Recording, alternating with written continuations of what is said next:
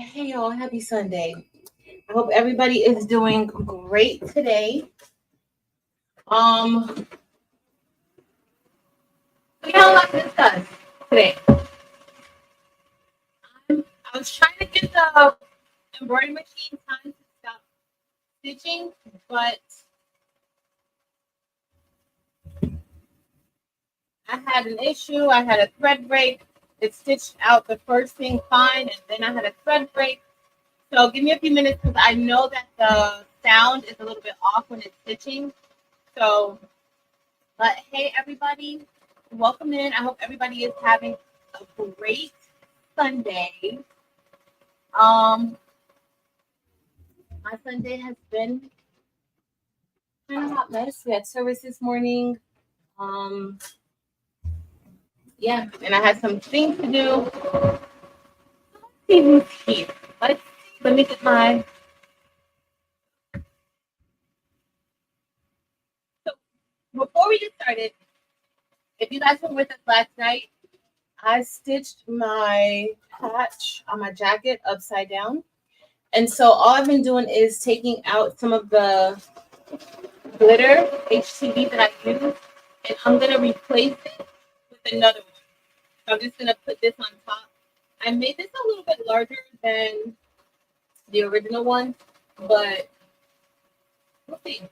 And I have a little lunch because I did not eat lunch. So I have like a jam sandwich with my balance break. It's really good. So I'll probably eat most of the balance break. So let's see who's here so I can say hey to some of y'all. Let's see. Hey, Tamika Cole, welcome in. Hey, Miss Linda Gray. Hey, retired crafter. I need to oil that machine. I can hear it. Hey, Miss Gail, welcome in. Enjoy your nap. Hey, Barb. Hey, Crystal. Hey, Dempsey Boo. Hey, Stacy A. Bear. No worries. Yeah, Christine, it was supposed to be at 4:15, but I had an issue with the printer, not the with the embroidery machine. And then I had to get my notes for today's discussion because I did write some notes down, a few notes down from the movie that we're going to discuss, Divorce in Black. I had never heard that term before, and I guess it's not really a term. I thought at first maybe like it was like a play on a term or so, like something that's actually out there, but it's not. I think Tyler Perry just made it up. I think it's supposed to mean divorce, like you're in the clear, like you're free, whatever. I guess that's what that means. He did an interview saying like when you divorce and you're in the red, where you have bills and debts and kids and all kinds of things like that involved, and that's an issue. But I don't know what he really meant by that, but that's what I saw in an interview. That's what I saw. Yeah. Hey Shay Shay, welcome girl. Hey Miss Gina Goins, hey Lucille, hey Martha Jordan, hey Miss Spears, welcome in. Hey Miss Roslyn, hey Miss Barbara Bonaparte, welcome. So Miss Barbara Bonaparte, remember when I had that sublimation class and you came to my sublimation class? I have pictures of the group and it pulls up in like my memory. So it must be coming up to the time. I think it was like what, September, October. But it pulled up in my memory. So hey, Miss Barbara Bonaparte. That's why I was Barb. That's why I was trying to wait a minute because every time I have the printer going, I don't the embroidery machine going. I don't know why. Like my sound noise cancellation should be on, but let me see if it's on. It's on. Let me see if that helps. Does that help a little bit better? Let me know if you guys can hear me. I'm gonna scroll down to see if you guys can hear me. Hey Daisy. Hey Mama Bye. Hey Martha. Awesome. No, that I was trying to wait. No, it's choppy because of this machine. Give me a second, y'all, because I have to fix this. I'm gonna see which one y'all like best. Try everything on.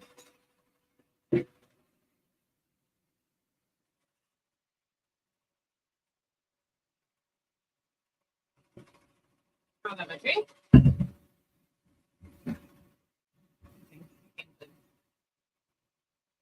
Hey, Mary Jones, Lori Jean.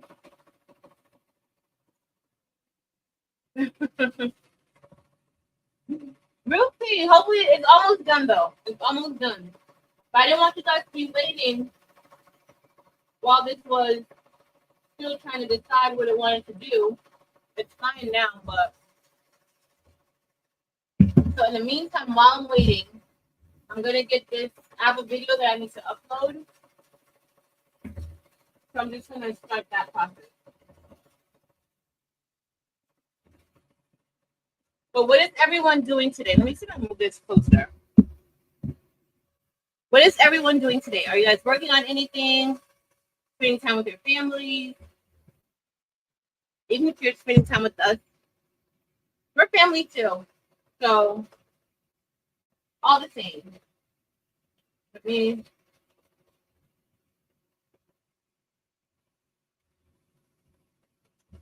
I also need to send out those transfers and send out Yolanda's shirt because she already texted me this morning about sending her shirt. So I gotta do that. Stacey, have you did your first project with it? Hey, Miss Marissa. Hey, Miss Sharon Davenport. Give it a few seconds. So Shay did laundry this morning, early evening. Okay, cool. Sent her a box of aluminum. Stacy, she's a hot mess. She is a hot mess. A hot mess. Like I don't understand how somebody can be such a hot mess. But I think maybe it's done now. It's done. Okay, good. So the sound should be fine. I'm not gonna stitch anything out now while we're on. I could wait. I do have a few more shirts that I need to make. But I really just wanted to get this out so I could replace my upside down patch on my jacket. So we'll see which one looks better. In a second, then we're going to get ready to get started with our conversation. I'm excited about this conversation. By no means is this channel going to become a... Oh, you know what? I'll put the other one on this one. So I'll just have two. We are not doing movie reviews, but we definitely need to talk about this movie. Dims made me watch it. It's Dims's fault that I watched this movie because I generally don't watch many things that don't have to do with certain things. So this one's done, and I'm just gonna peel the HTV off. And what else do I need to do? Let me get my alcohol wipes, y'all, and let me get my my label printer so that I could print out the address labels. Oh. All right, alcohol wipes. All right, y'all. So we're gonna get ready to start talking about our movie. What was our agenda today? Okay, and we gotta talk about some weekly goals. I need a break, I think. So next weekend, I'm definitely not going to be on, or at least next Friday. I'm not going to be on, and probably next Thursday too. I know Marilyn. I don't think Marilyn's going to be on, so I'm going to take a vacation with Marilyn. So next Thursday, I won't be on Uncraftable Things or Friday. At first, I was like, maybe. No, I'm just not. I'm going to go on a small little vacation. My videos from last year's trip to Hawaii popped up, and then I started being like, I need to go. But I don't know yet if I'm still going to go or not. I don't know. I really want to go without Taylor. So that's the thing that's really stopping me from going. Like, she goes with me every single time. And it's just us. Like, it's just the two of us that go. Except last year, my cousin Savannah went with us. Today's her birthday. And so I took her with us for her birthday. And I need to put that video up because I never uploaded it. All right. So all I'm doing now, I know you guys are probably, I'm just putting, I'm putting together the label maker so that I could print out the labels for Delonda, and I think Lily Lily was the one who won the transfers, so I do have them over there. I have my notes. Hold on, y'all. I'm just gonna plug this in really well. I'll plug it in a second. So let's get started. Let's see who else came in. So Miss Sharon Davenport is trying to get these craft rooms set up so she can get back into it. Awesome. Yeah, so you can get back into it. Getting back, I mean, crafting for me honestly is very, very therapeutic. I love crafting. It does make me feel good. I can definitely sit back, listen to music or listen to my true crime and craft and be happy and be very content with doing that. So I mean, it is a little different when I'm crafting. I think that when I'm crafting with you guys, I find it most enjoyable, even when I'm crafting alone. But when I'm crafting with you guys and alone, when I'm making something that I want to make, or just like trying to learn a new process of how to make something or how to do something, I do find that more enjoyable than when I'm crafting or making something for business. Like it's a lot different, at least in my opinion. Do you guys feel the same way? Like, do you feel like when you're crafting, like for your own use, like even if you're going to be making a gift for somebody, if you're making something and you're going to be making a gift for somebody, you know, that's fine as long as it's like a gift and it's not like you're making something like I don't know. Let me know if you feel like that or if you guys even understand what the heck I'm trying to tell you, because maybe you're like, Patrice, that doesn't make sense. Let me know what y'all think. Let's see. Let me go down. So Crystal's working on finishing her sundress and top for her B-Day trip to New York. Okay. Can you post a picture so we can see it? And Crystal, when is your birthday next month? My birthday is next month too. And I saw a few people here. I hope I didn't miss you guys. If I did, I'm so sorry. I should not be missing people on this channel because the chat is a lot more manageable over here. So if I missed you, I'm so sorry. Hey, Evie. Yes, I do have a 15,000 that's converted to sublimation. And I also have I purchased a new 15,000. Actually, I purchased one of a used 15,000 from off of the Epson refurbished site. I love shopping on their refurbished printer site because you can get a lot of, you can get a deal. Sometimes you can get a bigger discount than than usual, or sometimes you may get like a $75 discount. It's not that huge, but it's still a discount. It's a refurbished printer, and you have like a year warranty or something like that with it. So I do have that. But yeah, Evie. And so I was going to convert the new one that I have to sublimation too, because my magenta in my original sublimation printer has started giving me problems. And so I haven't been able to get it back to where it was. And so I was like, you know what, I'm just going to get another printer. And, because it was just a lot of going back and forth. But I do think that I'm going to be getting another sublimation printer. I want a larger sublimation printer. It is something that I'm purchasing. But I want a larger sublimation printer. I'm tired of taping all over prints together. I'm tired of it. I don't know about y'all, but I'm tired of it. Mary Jones is getting ready to do a money bouquet. Nice. Awesome, Mary Jones. We want to see that. Hey, Wendelin, welcome in. Cut. Awesome. You're going to be able to do quite a bit of things with this, Stacey. Just, I don't know if you know, I think that's a diode laser. So like clear acrylic, you're not going to be able to cut through clear acrylic.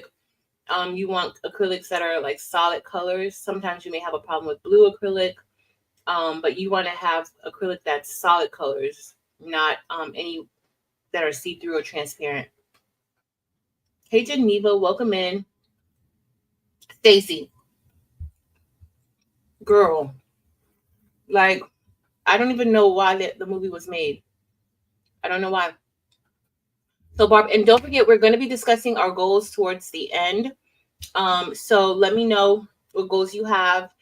Start thinking of your goals for the week. Even if it's one goal, do something, have a goal, make sure that it's reasonable, make sure that you can, it's timely, you can actually get it done within the time frame of the week. Or let's say you say, you know what, I need a 2-week goal, or whatever the case is. Or like just come up with a goal and work on that goal, put forth the effort. Just have a goal that you can feel accomplished and proud and happy that you accomplished that goal. Okay. Even if like if this is your first time, like really saying, you know what, let me decide to do a goal, and you've never like really been like goal oriented in that way, just go ahead, do something small. It doesn't have to be anything major, something that you've been putting off, or something that you may want to do, or even if it's like a change, like even if it's like, you know what, every day I want to get up and do devotion, or, this week I'm not going to have any negative thoughts, or, and not any negative, anytime this week, if a negative thought enters into my mind, I'm going to shoot it down with some positivity. So if you have a negative thought, then you just tell yourself something positive. That could be your goal that you want to do all week. And then these goals they start to become a part of our everyday lives. Like, what goal do you have? So it doesn't have to be like, oh, I want to save $300 this week. It doesn't have to be a goal like that, right? Every goal doesn't have to be like that. Like, it could be something intrinsic that you're getting. So I just wanted to say that. All right. So Barb cleans her house. Barb does a lot of the Barb. Girl, what time do you get up, Barb? At 4 o'clock? I think you get up really early. She meal prepped already for the week. Barb, I grocery shopped. And y'all know I did Instacart. Instacart bought me the wrong keto bread. They bought me the bread with the seeds in it. But it's okay. The third season, nice. Making a schedule out for the week.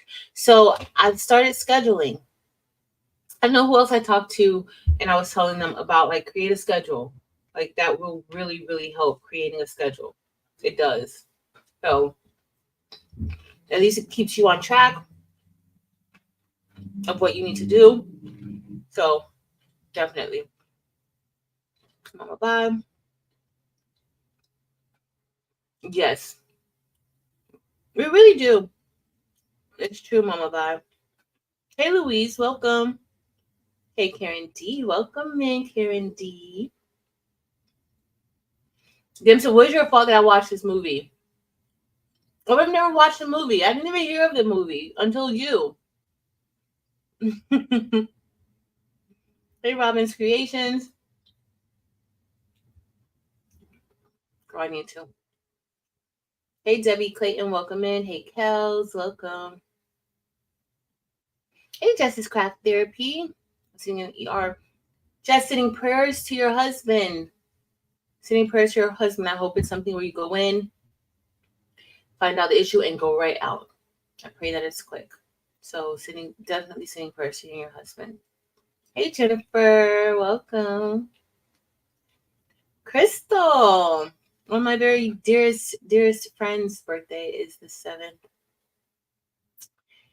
She's a hot mess. I absolutely love her. Hey, Reba, welcome in. Hey, Karen Murray. Welcome, Karen Murray. I got an SS6 shirt today. Well, I mostly have on SS6 shirts, but y'all look how this SS6 looks. It's just gorgeous. It's just gorgeous. Hey, Whitney, welcome in. Yes.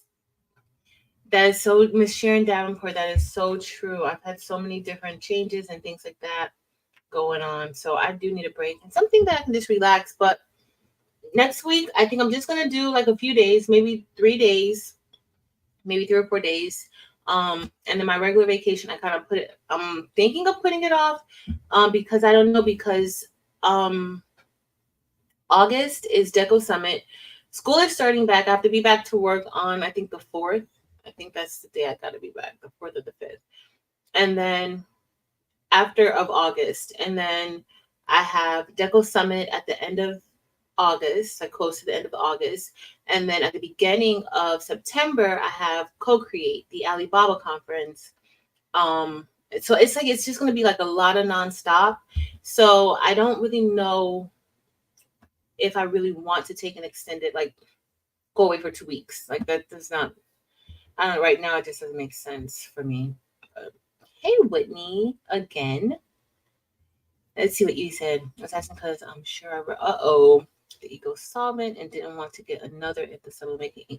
Okay. So my magenta, so I've had my extra ego tank 15,000 for 4 years now.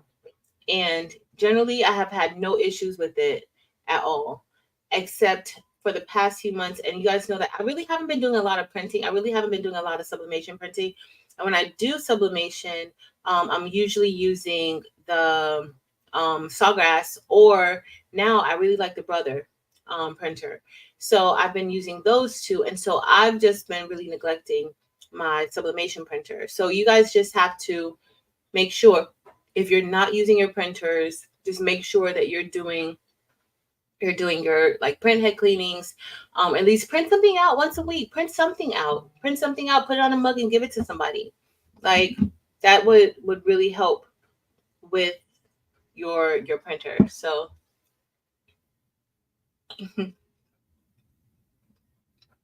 hey, Elevate Artistry, welcome in. Hey, Miss Ethel, welcome in. So Crystal said she crafts for herself. It is stressful when you sew. It is. It really can be. It really can be. So I totally understand that. Like I just feel like you have to have a good, like, be in a good space to be able to deal with like a lot of different things that may be coming from multiple directions. So, all right, y'all, we're about to get ready to get started talking about this movie because I don't anticipate being on here for that long. But this is the new one. Like this is the new one.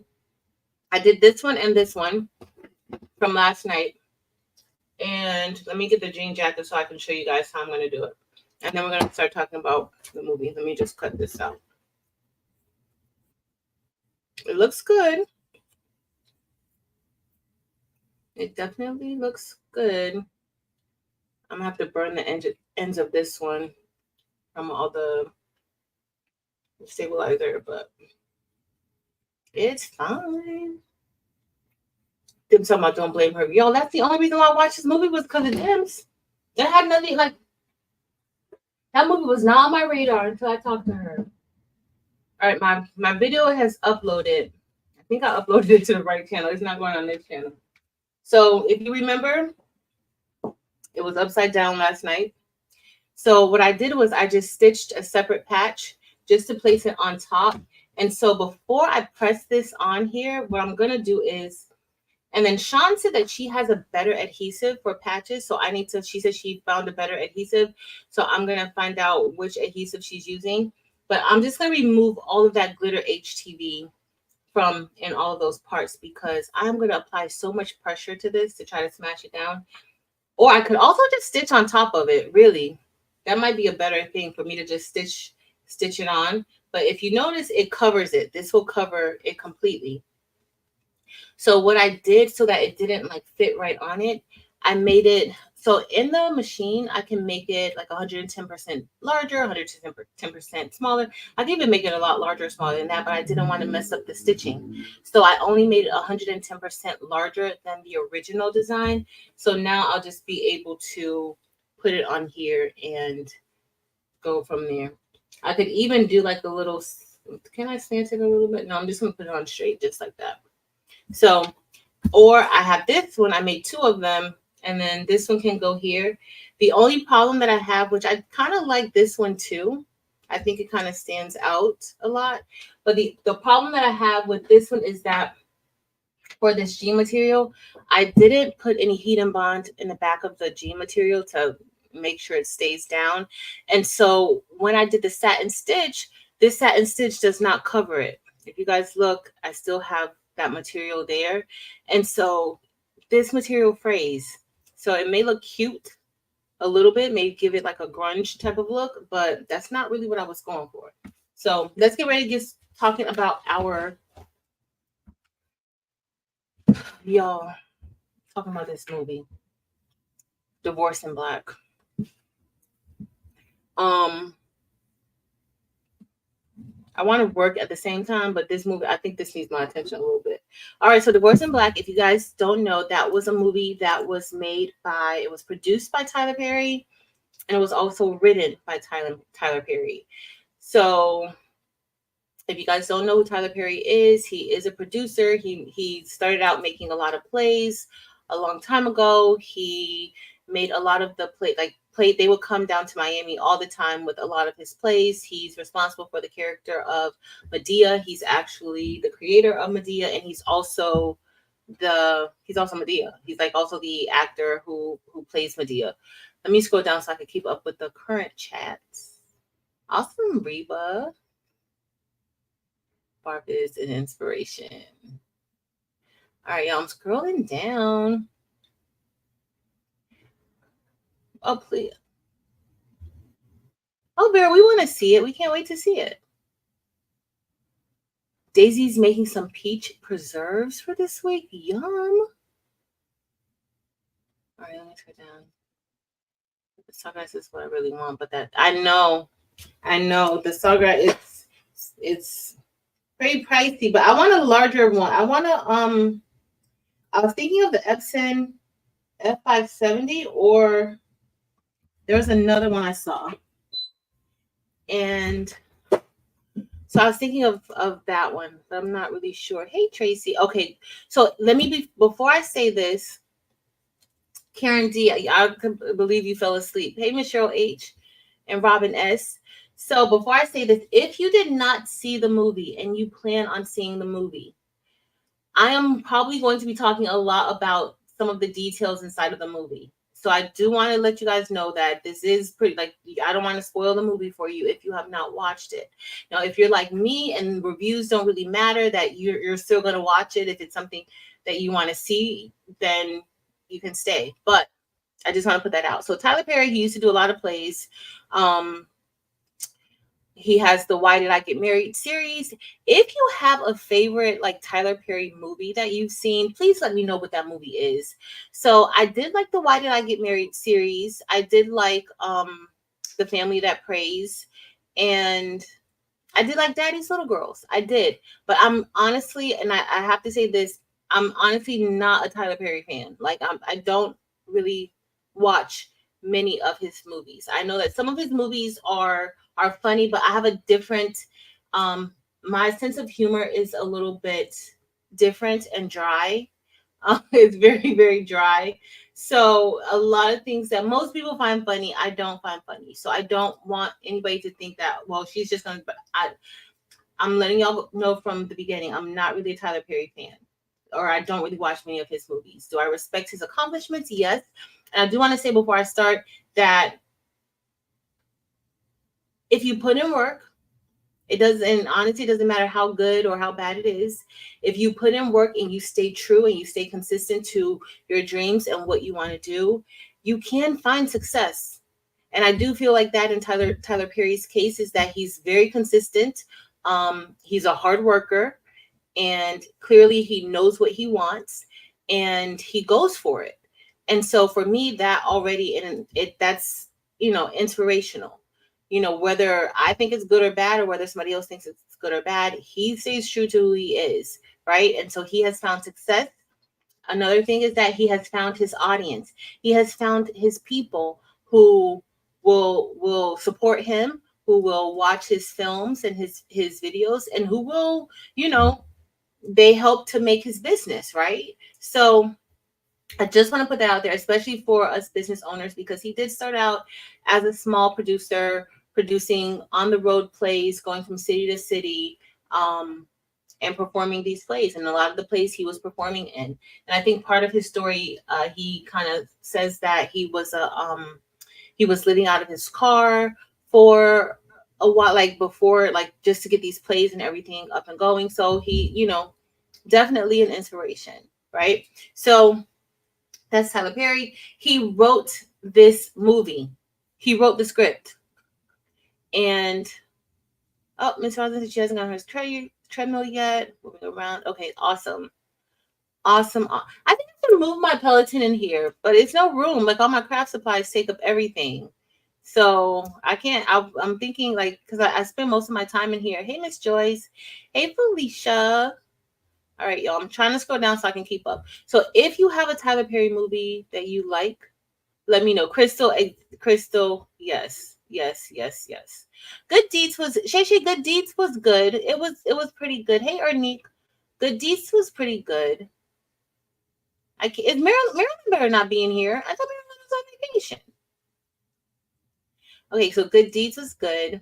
So Tracy said she likes most of his movies, but she doesn't care for most of his TV shows, with the exception of The House of Pain. Now, I did like The House of Pain. I thought The House of Pain, in the beginning, I stopped watching it, I think, around the time, like, after when Keisha Knight Pulliam came on. I watched it for a little bit, but I stopped watching it a little bit.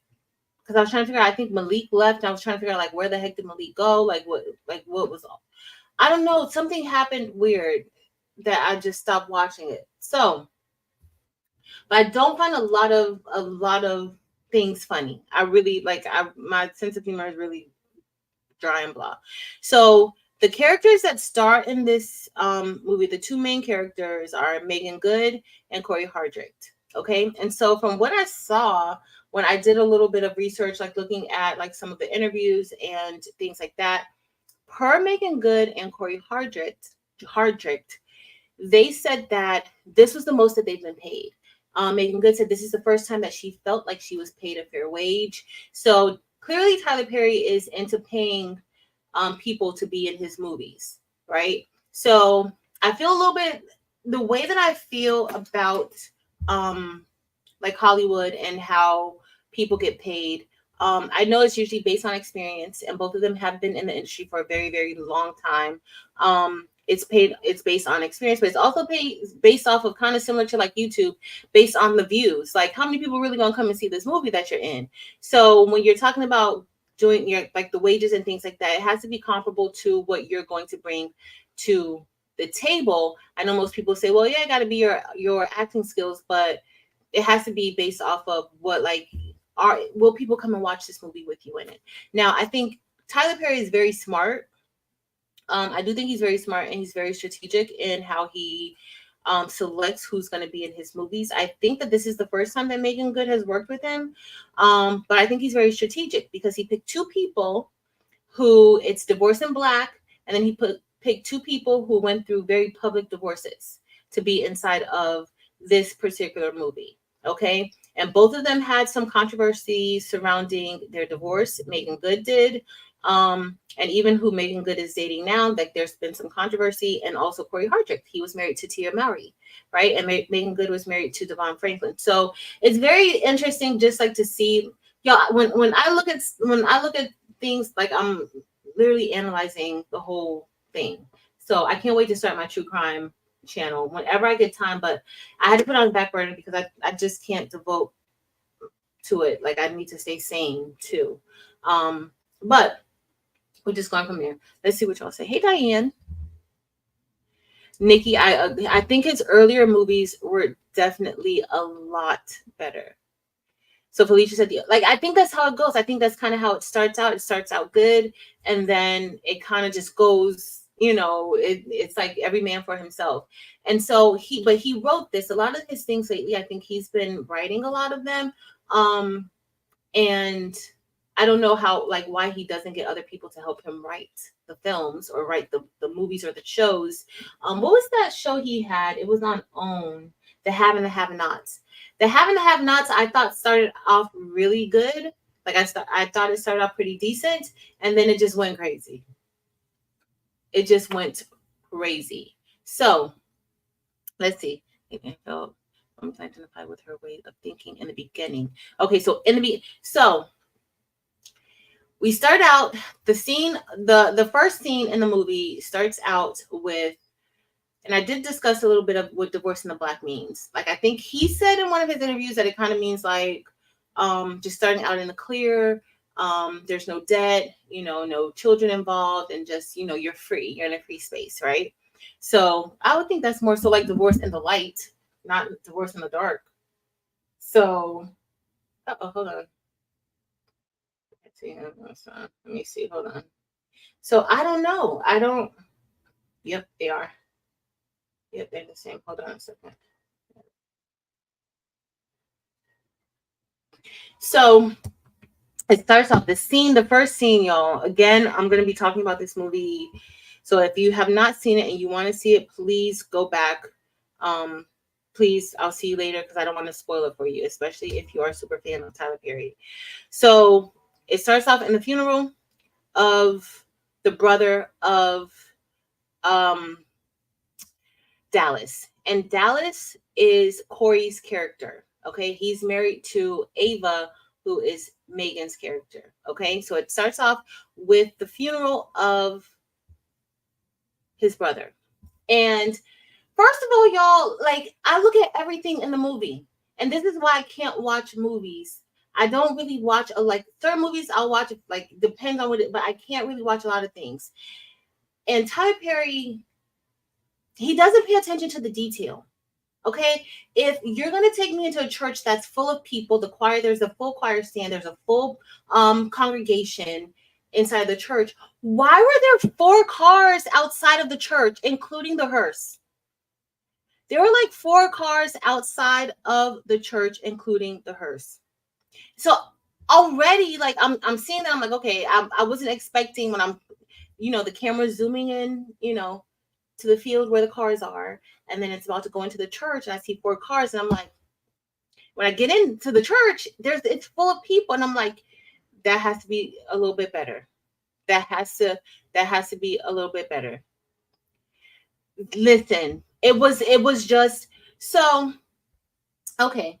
So the pastor starts the eulogy, and Ava's father is the pastor of the church. They live in a very small country town in Georgia. Okay, very, very small. Y'all know the towns that everybody knows everybody's business. Everybody knows each other. And honestly, those places I find to be very peaceful coming from the city. Like, going through there, like, I do find it to be very, very peaceful. So we're into the church. This full church with only 4 cars on the outside. The pastor's preaching his sermon. He starts his eulogy. He starts, very, very, seemed very positive. But what I didn't like is that, like, immediately it made the church very toxic, right? It, like, for me at least, because once the pastor started the sermon, or when we got into the church and he's talking, he started, like, pretty much saying that the man was going to go to hell. But I mean, the guy lived a life. He got shot by a church member, and the church member, an elderly church member, she shot him and killed him. Apparently, the brothers caused a lot of problems around town, right? That's what I got from it. And so the pastor pretty much was just letting everybody know, like, yeah, he's in with the devil right now. So that already, I was kind of like, I was taken aback just by that already, because I felt like, one, why are you doing somebody's eulogy? I know this is a movie, but y'all, I need what I'm watching to be believable. And that's what I find with, like, a lot of Tyler Perry's things. Like, it's just unbelievable. Like, I can't relate to it. And so I felt like, why would you do that? Like, why would you start with a scene, like a toxic scene like that? And that's not usually how it goes. And I don't know about y'all, but I don't know if y'all have experienced any settings like that, but I've never experienced anything like that. Like, if you're going to do somebody's sermon or eulogy, generally it's somebody that somebody that if you're a pastor, usually it's somebody that maybe they're a member of your congregation, maybe they're a family member. It's somebody that you can kind of, the sermon really isn't for the person who's getting ready to get buried. the sermon is usually for to uplift the people inside of the congregation. At least that's my perspective of it. I don't know, but I just thought that he was a little bit of hot mess. Like that already set the tone for it. Yes, yes, yes. So Dr. Monique in real life, so I've never experienced anything like this. Okay, so I've never seen anything like that happen ever, ever. So let's get back into it. Okay, so he does this sermon. Well, of course, the mother is offended, right? The mother sitting on the front row, she's offended. But what I didn't like is that they had her sitting up there like real sloppy, like her legs were like you sit on the front row of the church. I don't know about y'all, but you sit on the front row of the church, cross your legs as a lady. I know everybody is different, but honestly, in towns like that, like in Georgia, like small towns like that, they usually have a little more respect in church. At least that's from what I've seen being in, and I've gone to several small churches in Georgia. They usually have a little more respect. So she's sitting up there, so the camera's panning down to her, and I'm like, uh-oh. So the mom then gets up inside of the service, and for somebody, like, if that were my family, I would be upset too. So I did understand, like, I would be upset too. But Shay, I pay attention to too much stuff. Okay, so Dr. Money said she sees it at young people's funeral. He was pretty out there. He passed away. Said everyone knows him. Enough said. It said that exactly because clearly everybody around town, Miss Sharon Davenport, knew what was happening, right? They know this family. Okay, so the mom gets up, and I'm not going to go through everything the mom did or said, but the mom just got up and she was very, very upset about it. She kind of blamed Megan Good's character Ava because, of course, this is her father. Apparently, before the service, before all of this, Ava must have went to her parents and said, hey, I forgot what the guy's name was, can you guys help him out? They need to bury him. And so apparently the parents or the church, one of them, they paid for the funeral. They paid for his funeral. And of course, now they're doing the sermon for the funeral. And so that's the first thing the mother said. And then the dad told his daughter that he was going to say something positive, or he was going to say something nice about the young man. Well, daddy didn't do that. Like, how you gonna put your daughter in that situation? Like, why would you? Like, you should have said, no, I'll have nothing nice to say. I can't do it. Like, I'll help y'all with the funeral. If you need a few dollars for your in-laws to help pay for the funeral, I'll help you with the funeral, but I'm just going to step away from this. Like, I'm not going to do it because I don't have anything nice to say. I should have wore my Be Kind or Hush shirt today. Ava said that. That's what she said. And so the mom said, Ava, like, the mom was like, you promised me, you told me that he was going to say something nice about my boy. And then Ava's looking like, and now she's sitting there with her husband, with Dallas. And so when they saw where it was going, because she went to go grab Dallas's hand, and Dallas kind of like took his hand from her. But I just didn't like his facial expressions throughout the movie. Just how he was just like, it was just something weird about the whole thing for me. So, but I do want to say this movie could have had potential. Like, it did not have to be like this. Like, it could have had some potential. Even the scene, like, it could have been done a lot differently, at least in my opinion. But y'all, okay, so the mom gets up and they're yelling back and forth at each other. The pastor and the mom, they have words for each other. More so the mom has words for the first lady, Ava's mom. And so it's just going back and forth. So the mom finally was like, get my boy out of there. She's telling her sons to get the son, because she was like, the Bertrands don't need this money. The Bertrands don't need this or that, because that's the family's last name, Bertrand. So she then proceeds to tell her kids, the boys, to go and get their brother from out of the casket. Like, they went to go grab the casket, and she's like, I don't need that either. They paid for that. I don't want them saying they paid for anything. So then the boys actually open up the casket to take the body out. And I didn't even tell y'all, the mom took off all her clothes because I guess the mom had given her clothes to wear for the service. It was just... So when I first was introduced to this scene, it was from Dims. And so I'm just like, okay, what's going like she's like, girl, this girl is crazy like this. I'm like, what happened? So she's telling me a little bit about it. And yeah.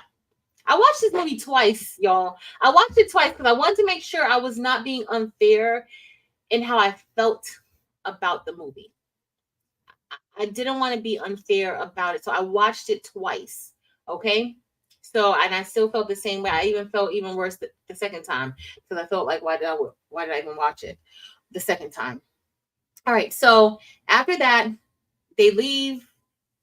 The boys leave. They put him in the back of a pickup truck. They're sitting in the back and they leave and they go home.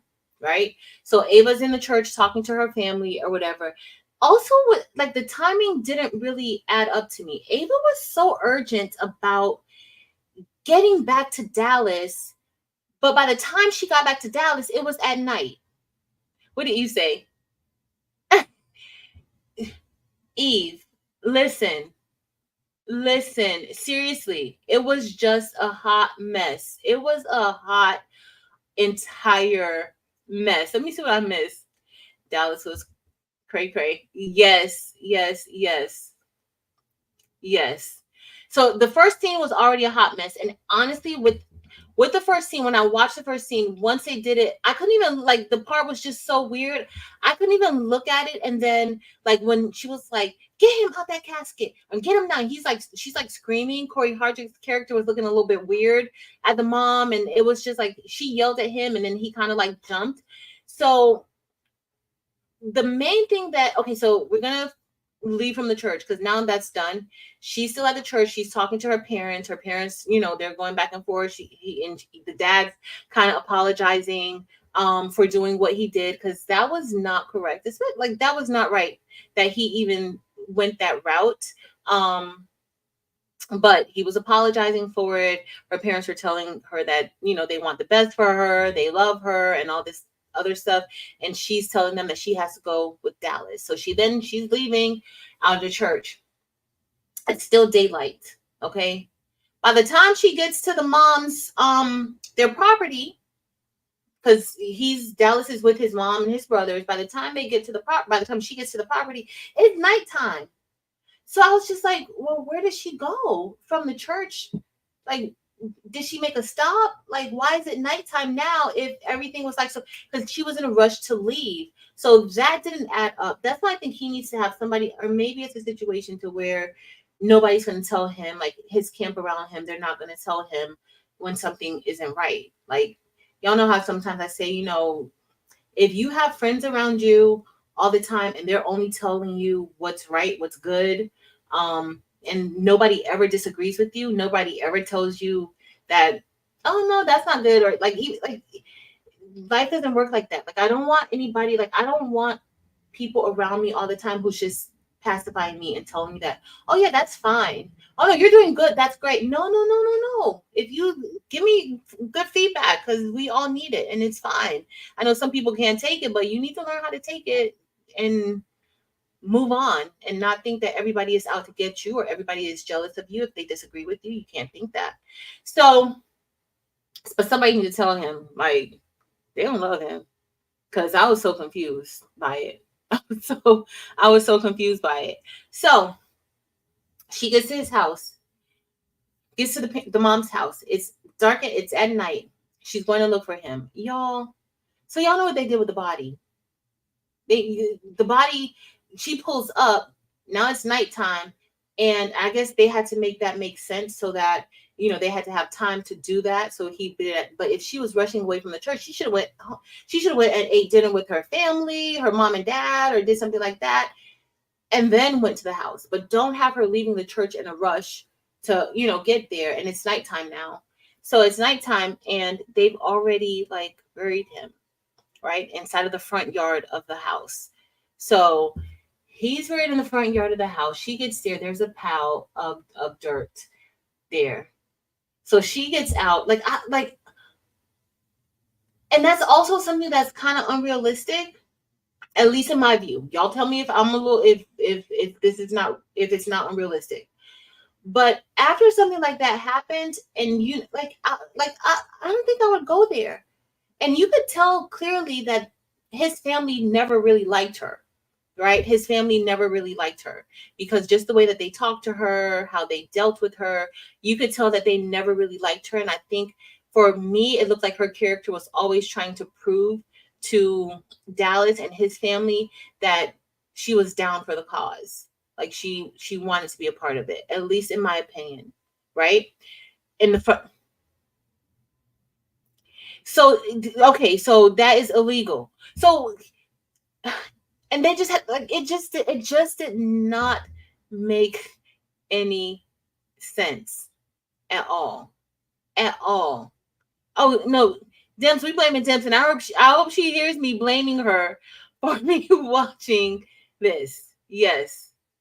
Dolores, I think Dolores, but see, okay, so I think that with Tyler Perry, like I don't think that the qual like it has to be like the quality has to be good.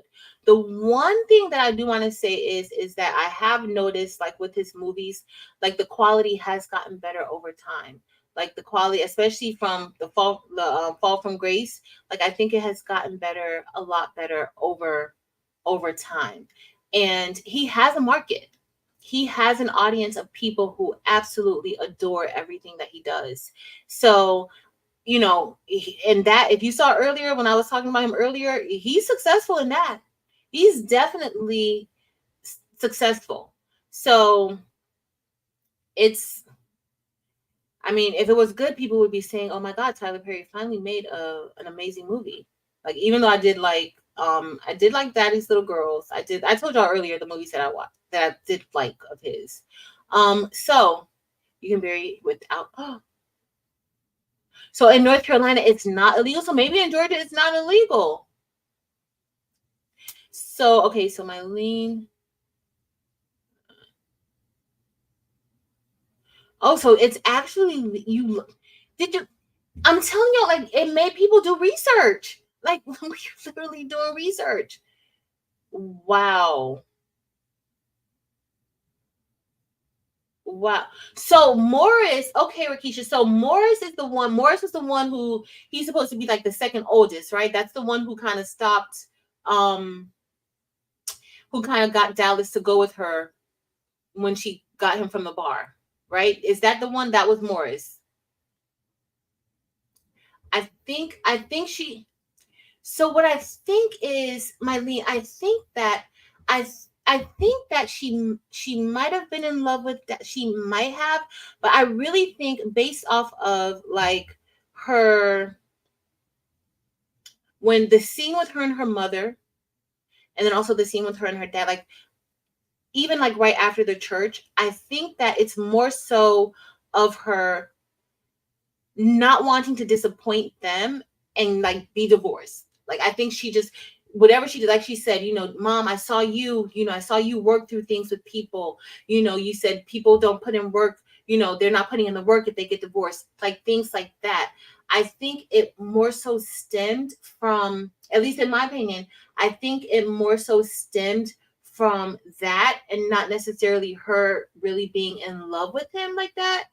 I think it was more so that church upbringing, and I can only speak on my personal experience too. That's one area where I kind of related to her mentality a little bit, where I could kind of understand a little bit, like, okay, well, she's not, she's just going through this because she doesn't want to get the divorce, right? She wants to be the one, like, I'm doing what I have to do for my marriage, I'm fighting for my marriage, I'm not giving up, type of thing, right? And so I kind of got that from it, but let me know what you think about that, because he was just nasty. But what I didn't like about the movie so much was that we never really got a backstory of what happened. Like we never got a backstory. We got a small glimpse. Remember when, okay, so after she went to the house, she goes to, like, he's in the back, like he's in the yard somewhere and sitting in a pickup truck. Okay, so he's sitting in the pickup truck, he's very emotional. And she goes there. So she gets in, she climbs in the pickup truck with him, and she's just telling him, she's trying to reminisce about a time where, they're 17 years old, and they're going to prom. He spilled some oil on his jacket, and then I guess he was upset about that or whatever the case was. But she's laughing about it, like she's trying to make light of it. And then he puts oil on her dress because he has oil, at least that's what I got from it, because he had oil on his tux. So I kind of feel like so it's been toxic from the very beginning. Like from the very, very beginning, it was toxic. So he's like, well, what are you trying to do? Because she's trying to reminisce. He's like, what are you trying to do? And then he just starts to get really, really nasty with her. And he's telling her, get out of the car. And she's just like, no, she's trying to be like a supportive wife or whatever. And he was like, you better get out of here before I drag you out of here. And I'll do it. Like, there are so many opportunities to take this movie in another direction. There were so many opportunities to take it in another direction, right? But so then at that point, because clearly she knew that he would drag her, she got out of the car and she went and she got in her car and she sat in front of their house and she fell asleep. He didn't treat her good at all. Yes. Yes. I definitely understand why. I totally understand that part. There are certain parts that other people, like, you may relate to, like, other parts, like you may relate to the mom, or you may relate to other parts, but I definitely could relate to that a little bit. Like, I definitely could. All right, so she's sitting outside. Here comes the mama. The mom, she's falling asleep in her car because she's just waiting for him. She's just being very patient. She's sitting in her car. Now the mom comes out of her house, and the mom, like, knocks on the window, and the mom is like, what you doing in front of my house? And so she's like, oh, where's Dallas? I'm waiting for Dallas. And then the mom's like, oh, Dallas gone. And so the mom's so she's like, oh, do you know where he went? And then so the mom is like, I ain't telling you where he went, and you better get off my property. Like, what? Just why? Like, what? Why? Why? So here we go. Now she knows where he's at because it's probably a small town, and if you live in a small town, there's only certain places that you go to, especially hanging out, and she knew that. So she heads over to the bar, where he's at. She walks into the bar. The owner of the bar, or whoever, the manager, whoever he is, he's like, hey, he's back there. I only didn't call the police because of you, Ava. You're the only reason why I didn't call the police. And so she goes back there to try to get him, and then they're playing pool. He's with his brothers, and then they were just so like, even at that point, like, they were just nasty to her still, right? And so his part, which I didn't mention, he kind of said to her that he felt embarrassed, that she embarrassed him, like, this is the last time you're gonna embarrass me in front of my family, type of situation. But I just think that his environment probably caused some of that embarrassment, because maybe he was able to see a little bit more. We didn't get a lot of the backstory, and I think that's what kind of, for me, I couldn't have a connection to his character. We got a backstory of Ava's character and, like, how she was raised and that sort of thing, but we didn't really get a real backstory of Dallas's character, which I think that kind of really hurt the storyline a lot. If you were gonna buy it, right? If you're gonna buy into the storyline, for me, Tyler's things just aren't believable to me. Like, I don't really find it something that can actually happen, right? A lot of the things, I don't see that it actually happening. So after that, the brother Morris, who said that Morris liked her? Because Morris did kind of, like, he kind of listened to her. So Morris, no, I don't. So Morris's character, that's his brother. That's the second oldest. The brother who they have the service for, I think he was the oldest, and then Morris was the second oldest. So she was like, come on, you have to go to work tomorrow. And so Morris's characters, the other brother was like, he don't need that job. And then so she looked at Morris and she was like, oh, he does need to work. Like, y'all know that he needs to work. And so she said something to like Morris, or see, it was meant to, or nigga, it was meant to touch somebody. It was definitely meant to touch somebody. It really was. Even if that small part with, as far as like the divorce and the church thing, I can relate to that. Like I could totally relate to that. So, okay, so here we go. Morris then was like, going back to the car, Ava. I'm gonna get him, going back to the car. He'll be out there in a minute. So clearly Morris, they have some type of hierarchy in their brotherhood. And so Morris was able to get him to come out. But Ava saw one of her exes outside that stopped to talk to her. The brothers come outside, and of course it's about to be a situation, but the owner of the bar, he comes outside and he's like, yeah, this is not going down here, boys. We're not about to do that. So Ava manages to drive him home. And so they get home in the middle of the night. He's, clearly he was drinking a lot. And so in the middle of the night, she goes and she gets him out of the bathroom. And then he says something to her. That's the first time we get a glimpse of something in his past, like how he was brought up, like something, like things that happened to him that might have caused him to be the way that he was. And so he makes a reference to his father, and he makes reference to, I don't know if it was more so like him saying that his mother made him like ask his father. So I don't know if that's what that was leading up to, like he was drinking, but it seems like there was like a lot of trauma in his life. Clearly there was a lot of trauma in his life, right? So, okay. They wake up in the next morning, she's making breakfast, and she wanted to talk a little bit more about what was said during that time around the toilet. Yes, the mom. You generally the mom. Yes.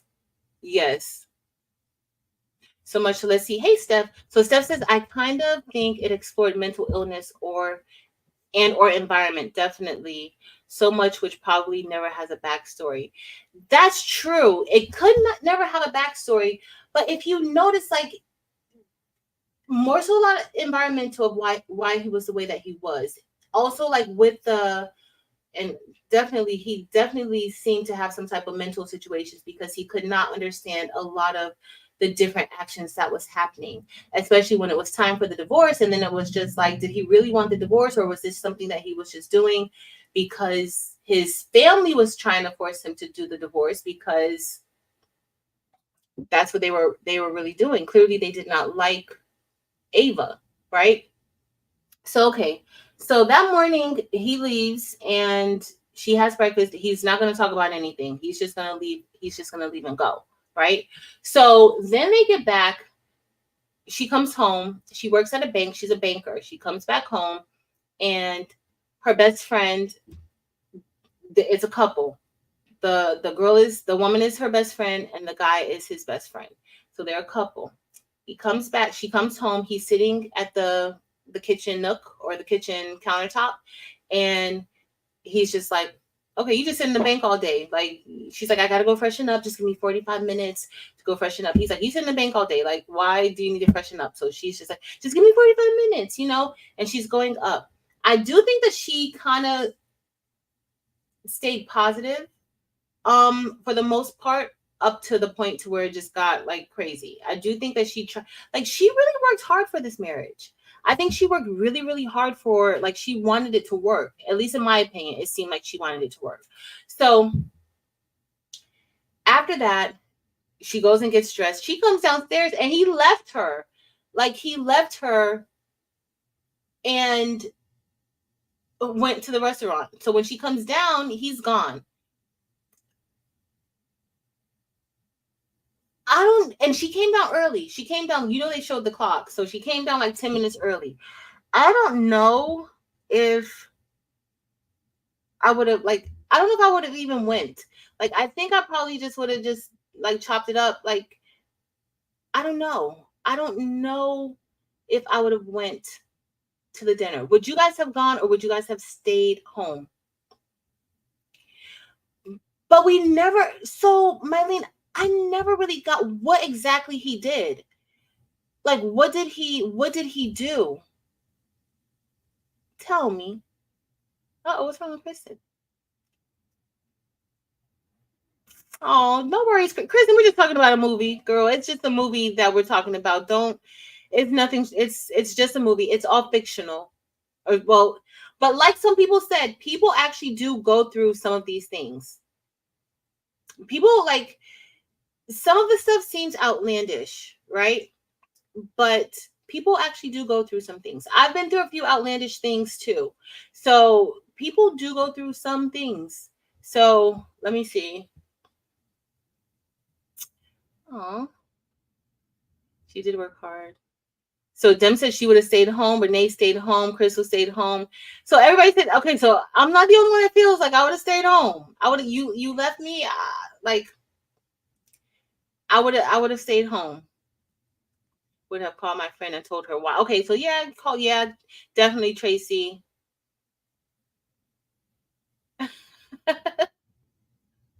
Okay, so most people would have stayed home. Okay, so she goes to the dinner, right? And she goes there and she's just this pleasant. Like I found her character to be, despite everything that she was going through, like I found her character to be like very pleasant in that type of situation.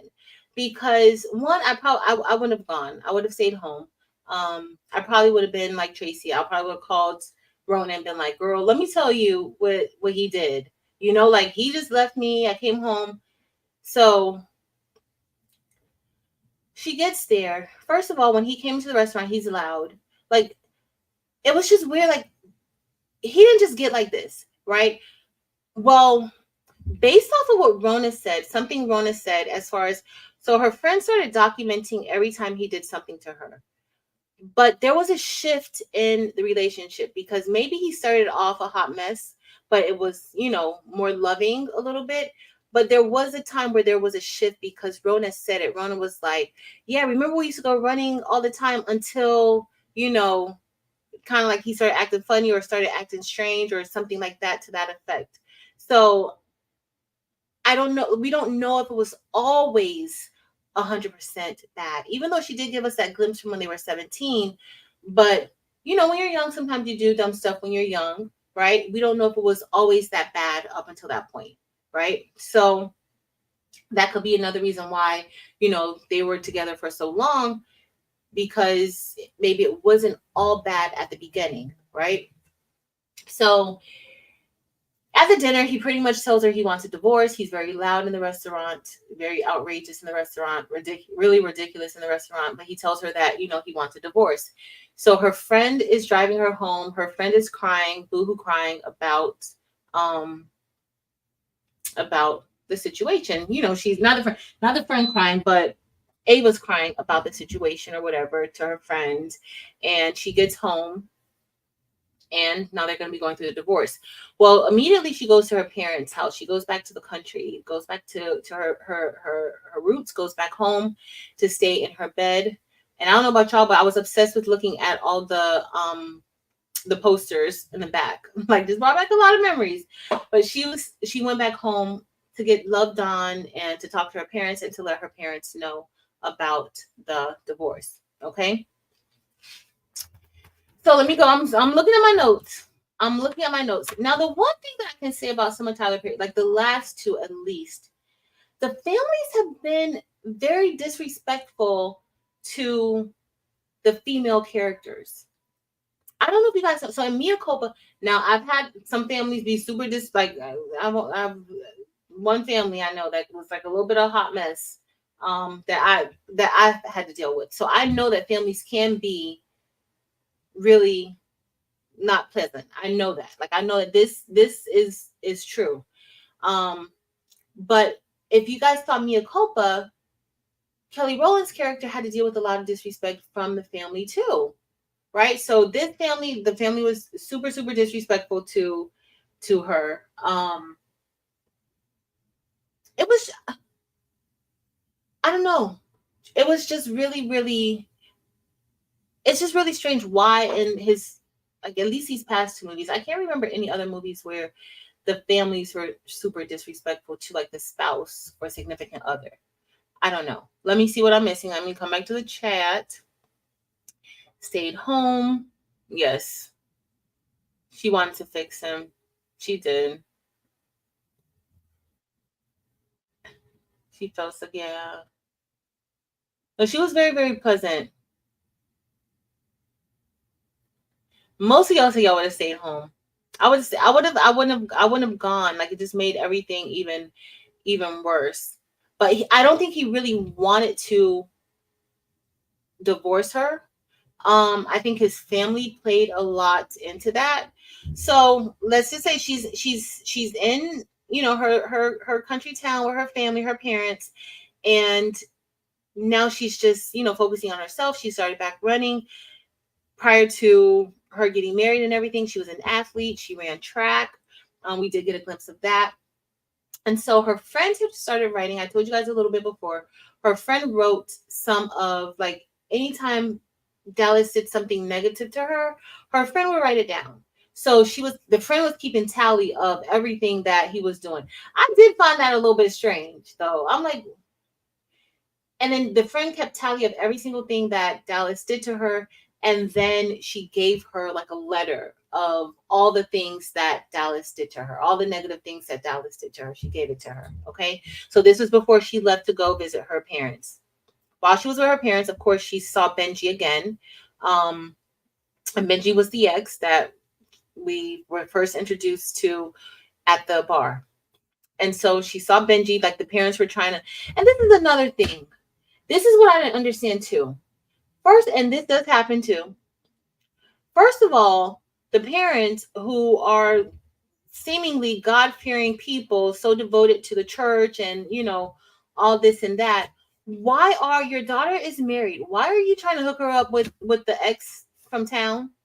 Like, why are you orchestrating all these meetings? And why are you like, why are you doing that? I found that to be, it does happen.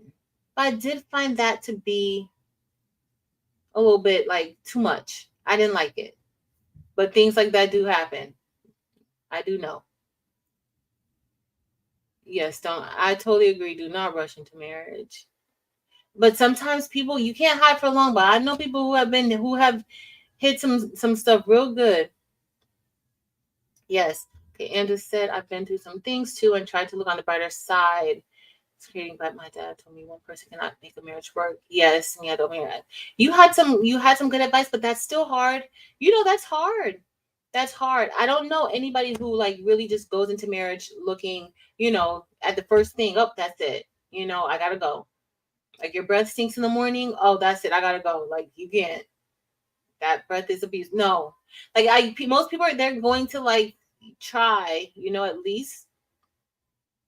Hey, SJ Brax. SJ Brax, we're just talking about Divorce in Black. If you didn't see it, if you plan on seeing it, don't listen to anything I'm saying. It's so true. Mama Vi has been married for 58 years. You go, girl. That deserves a bell ring over here. How will you ring the bell over on your channel? 58. Girl, you go, girl. That is awesome. Ava did. Let's see. Okay. Miss Rosin, you right. Okay, let's see. Miss Ava did break up with him as a teen, but she got back with him after his brother broke Benji's note. Like, they beat Benji up real bad, and Benji had to be hospitalized. Right? So that's why Benji kind of just, you know, at the bar, he just went about his business. Yes. So there were hints before the marriage. She did break up with him. Miss Gill, you watched it too. So Miss Gill said before she left her house, after her friend gave her that novel of all the things Dallas did to Ava, I thought she was going to fall asleep and he would find the list and beat her. I was scared for the friend too. Like, I really was worried about the friend because that friend was really mouthy. Like, that friend reminded me of my best friend, honestly. Like, my best friend is not about any games. Like, she's just not. And you just not going to talk to me any kind of way. or if she's around anybody, you're just not going to say anything out of the way to anybody that she loves and cares about. And she just doesn't care. Like, she's going to say something. Like, she really reminded me of my best friend. Like, really. But my best friend been telling me, this you girl, we about to run away. I gotta tell y'all that time me and my best friend went to New York, and she didn't tell her parents that we were going. We were like 18 years old. So Miss Joy said she found her friend to be a little bit extra. I was expecting something different from the plot of her at the end, but that didn't happen. I kind of feel like a lot of things were rushed in there. Like, there were so many different things going on. I do feel like that some things were rushed. So Shay Shay said that she likes the list. Now I do keep so I usually have I do keep like a journal of like how I feel about different things, and if something happens, like I will keep that. So Mama Vi said his mom had control over him, and she did not like Ava before they got married. And she convinced him. Yes, that's what he was saying. So that's what Ava was trying to get out that morning before the dinner, and he just didn't want to talk about it. He just did not want to talk about it. So after that, they did, it was the divorce. She's still hanging out with, now she started hanging out with Benji. Benji was very noble because she was trying to have relations with him. She was drinking. They were on the back of his truck after they went to a carnival and everything. But the parents were really orchestrating that. And he wouldn't sleep with her. She wanted to, he wouldn't sleep with her. He said no, whatever. So then she goes back to Atlanta, and now she's in Atlanta. She goes, to work. And then Benji gets Dallas gets a picture of her hanging out with Benji in the country. His brother calls him. His brother was like, hey, you got that? And he was like, hey, what you talking about? He was like, check your phone. And so he checks your. Now, first of all, those types of conversations are very relatable to me because, listen, I have those conversations like with my friends, like, hey, like, you didn't respond to this message. Did you get that picture I sent you? Did you see that? So that was relatable. But they sent him a picture of Ava with Benji, and he was just, who wants to see that? Whether you want a divorce or not, clearly I don't think he wanted a divorce, but who wants to see that, right? Who wants to see somebody that maybe they love? And honestly, the truth of the matter is, it's possible that Dallas really just did not know how to properly, and he couldn't give Ava the love that she was really looking for, right? We can only love how we know how to love, right?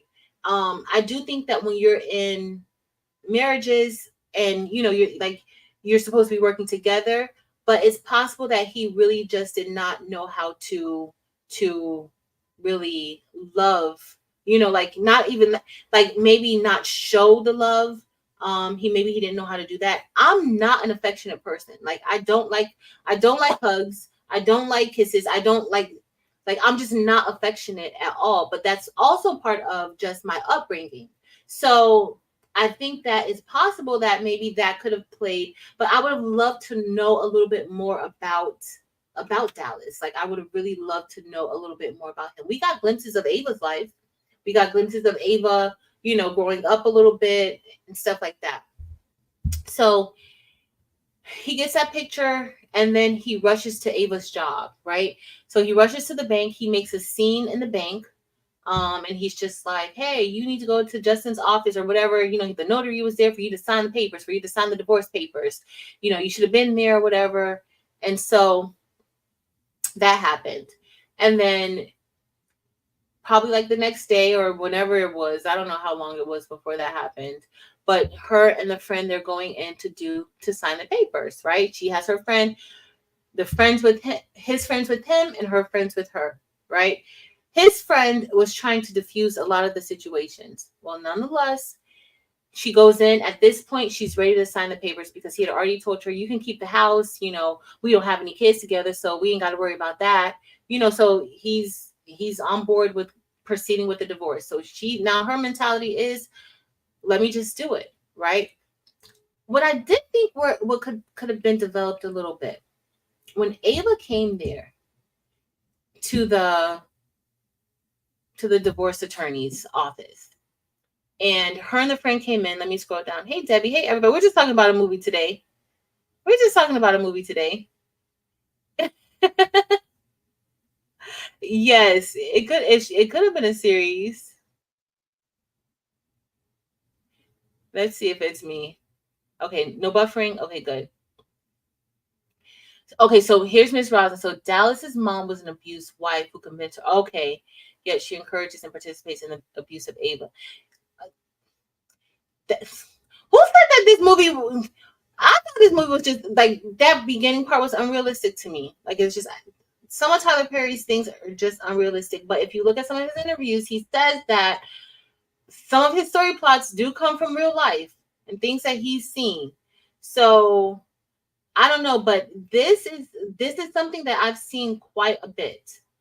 This is something that I've seen. What Miss Rosin has said, this is something that I've seen quite a bit, where you will have like somebody who has been in that same situation and they still encourage or they just become bystanders of when their sons or daughters are doing the same thing to somebody else. So I have seen that before too.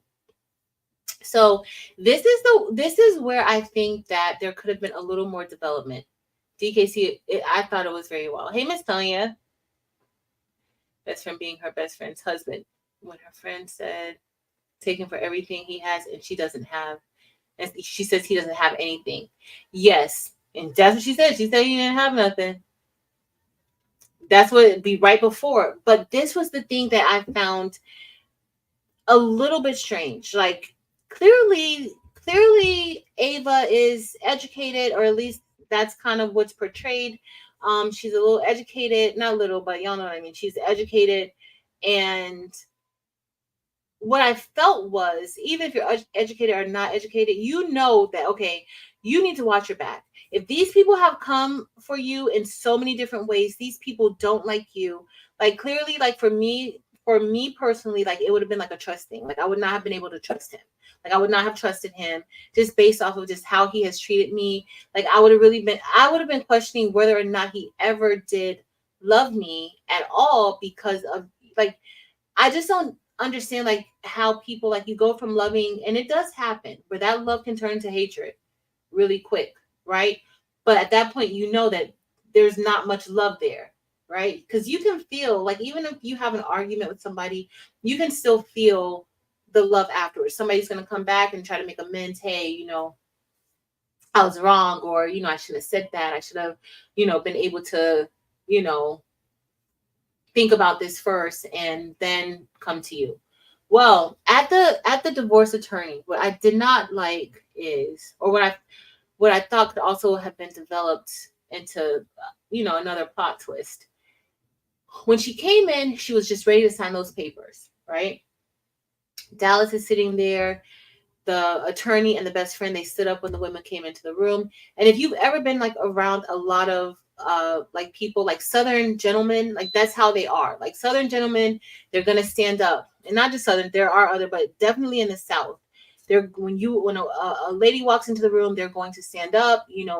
Generally they're not going to sit until the woman sits down. That's kind of like how it goes a lot in the South, right? So just know that South Florida is not necessarily the South. Like it's South, but it's different. But when you go into Southern areas, country towns, this is how they do, right? It's very refreshing at times. So she comes in, Dallas doesn't stand up. She doesn't even acknowledge him. So then when they sit down, she doesn't sit down. He said, oh, you're not going to acknowledge me? And she's like, no. And then she just goes. At this point is where she kind of shifts, right? She kind of changes. It's like she's not going to take what he's dishing anymore. So she's like, oh, well, a gentleman would have stood up. You didn't acknowledge us because when we walked in, you sat there while, let's call him Justin and what is the friend's name? I forgot what the friend's name was. The guy friend. They stood up. And so that's a little, tip that they had going on. Well, she's just like, where do I sign? Give me the papers. I'm just here to sign these papers. Where do I sign? And so the attorney was just questioning her like, I advise you to have an attorney. Like, you really need an attorney. Like, do you have an attorney? She's like, no, I don't need an attorney. I read all the paperwork. I understand all the paperwork. Where do I sign? And he was like, I really encourage you to get an attorney, right? So she's just like, no, no, I'm fine. I'm just going to sign this and get this over with. And so she signs. Now, I think that at that point, that could have been a major plot twist in the whole story, because she did not look at any of that paperwork, right? She could have looked at, like, anything could have been in there. You're like, at this point, you don't know. Like, at least skim through it, make sure everything is there. Like, they could have had anything. He could have changed everything that was in there. Make sure that you look at the paperwork. So I felt like at that point, because she did not look at it, like, that was an opportunity for the story to really shift and, add a little extra to the story, or at least take it on a different, journey. But that was nothing. So all that extra of him saying, why did you need an attorney? Like, I advise you to have an attorney. Like, you should have an attorney. Like, why did he even say that if nothing juicy was going to come out of that part? Like, I did feel cheated right there because I wanted something to happen. Let me know if y'all thought that when that happened with the attorney. Let me know. So Elevate Artistry says that she was in a 32-year marriage. It's very hard to walk away when you're raised in a family full of preachers, missionaries, ministers, and deacons. It is very hard. It is. If some of you, I'm not even about to get into any of my story, but if you've watched any of my original Crafts and Combo series, it is very hard to do. And I'm not even going to get into like that whole aspect of like the church and I'm not even going to get into that, but it is very hard. It is very hard to do. Hey, Rachel. I think I saw Miss Sonia there. Hey, y'all. So Miss Gail said she thought that when Dallas was smiling and as she was smiling, I thought he changed it. I thought so too. Miss Gail, that's where my mind went. My mind went to like, that would have been, I think that would have gave the story a little bit more. Like, because I just didn't understand. I think that would have added a little bit more to the story, right? But it didn't. I thought that's what it really was gonna be. I thought so. All right, I'm scrolling down. Okay.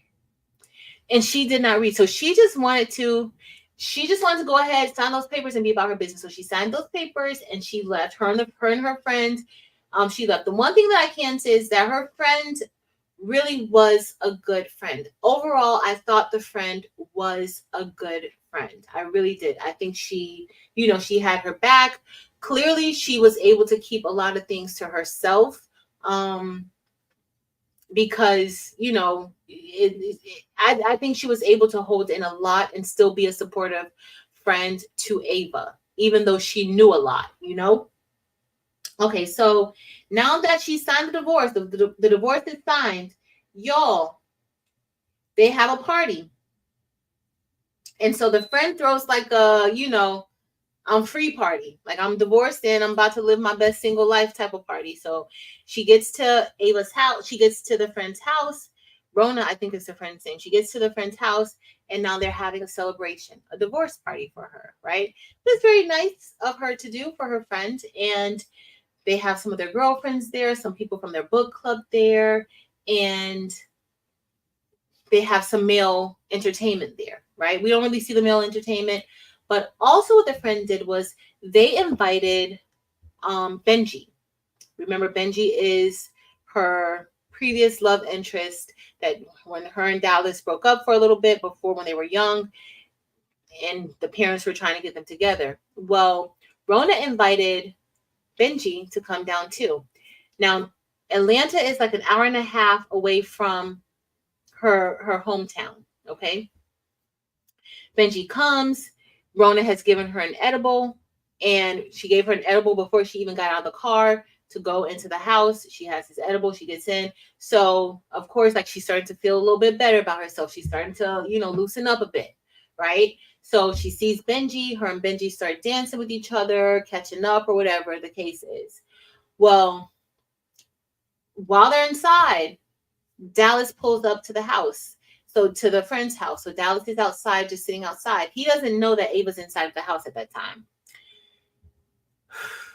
Y'all. The friend goes outside. Somebody lets him know that Dallas is sitting outside.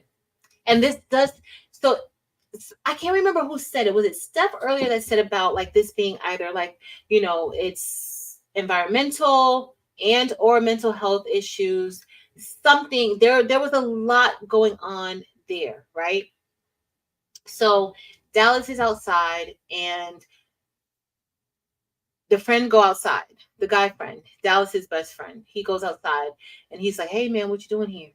And he was like, "Man, she been wanting to divorce me, and I know she been messing with Benji," and he's just saying stuff like that or whatever. And then Dallas hears the music, so Dallas is like, "Oh, y'all got music?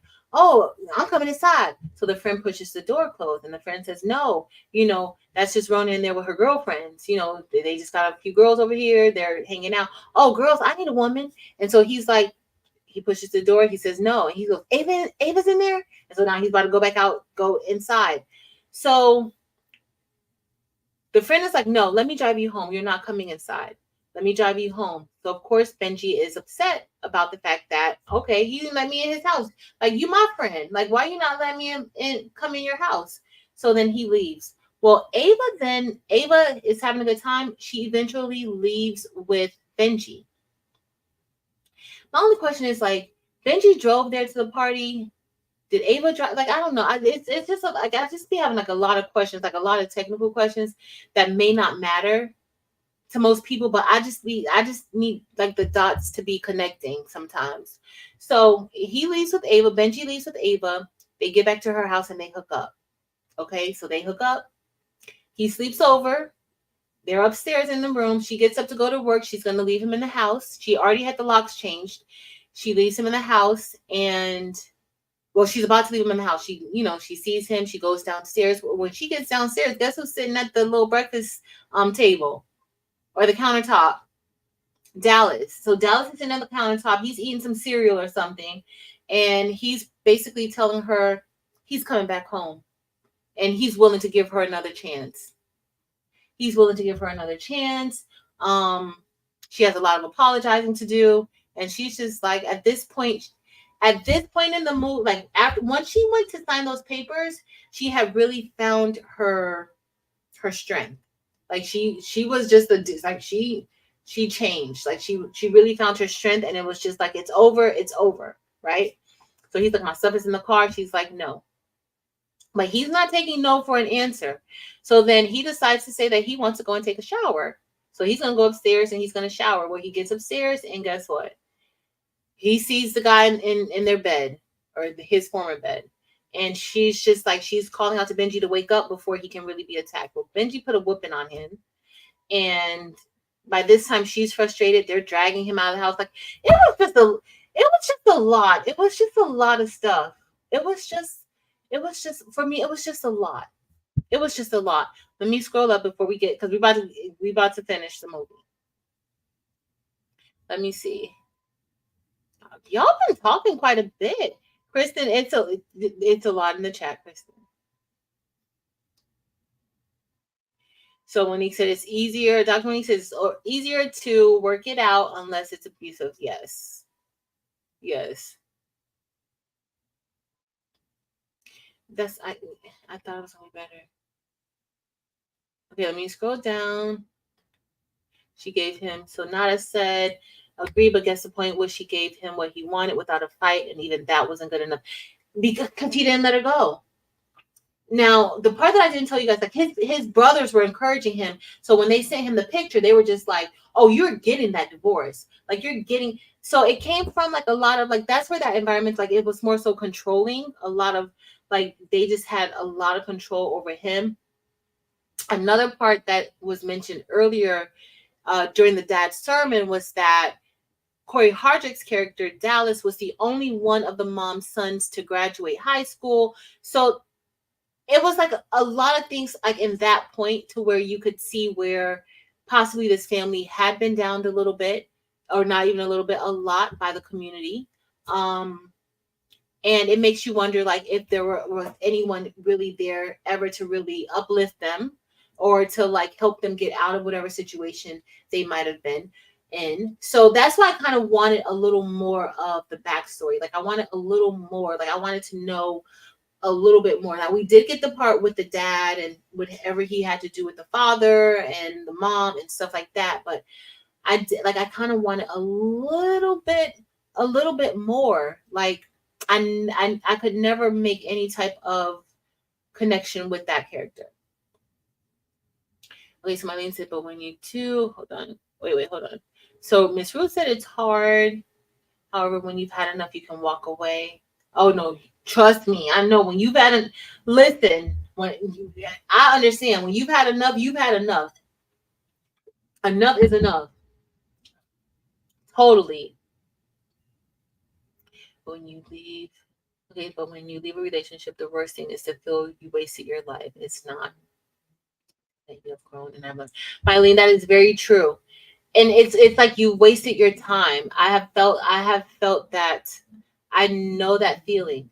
And I think that's also like as part like earlier when we were talking about like being in the church and everything like that, how I think that played a part in her, like just the character. Like we don't know really, but in staying, I do feel like even that feeling of wasting your life or wasting your time with somebody, especially when it's year after year after year, and you're like, oh my goodness, like I've spent 15 years in this. Like it's like, you might as well stay with the evil, right? Like that's not, but I do feel like that, but I also feel like, um, for me at least, that I found peace on the other side. Like, like I'm so like I found peace on the other side, and it helped me to really value my time and my life even more. And like I'm more cautious with who I let in my life. Like it's just I'm not going to settle, and I'm not going to adjust any of my standards, and I'm perfectly fine with it. So that's kind of how I feel. But maybe if that hadn't happened to me, like all this, like maybe I would, still be willing to settle. But I kind of no, no. Hey, Bad Brad, We're just talking about the movie. This is just because on Friday I said that we were going to talk about it because Dims made me watch this movie, and I said we're going to talk about it. Oh, wait, hold on. 100%. Anything? Yes, I did. That was his name. Elevate artistry. Gem. Gem just sat there, and yes, yes. So that's it.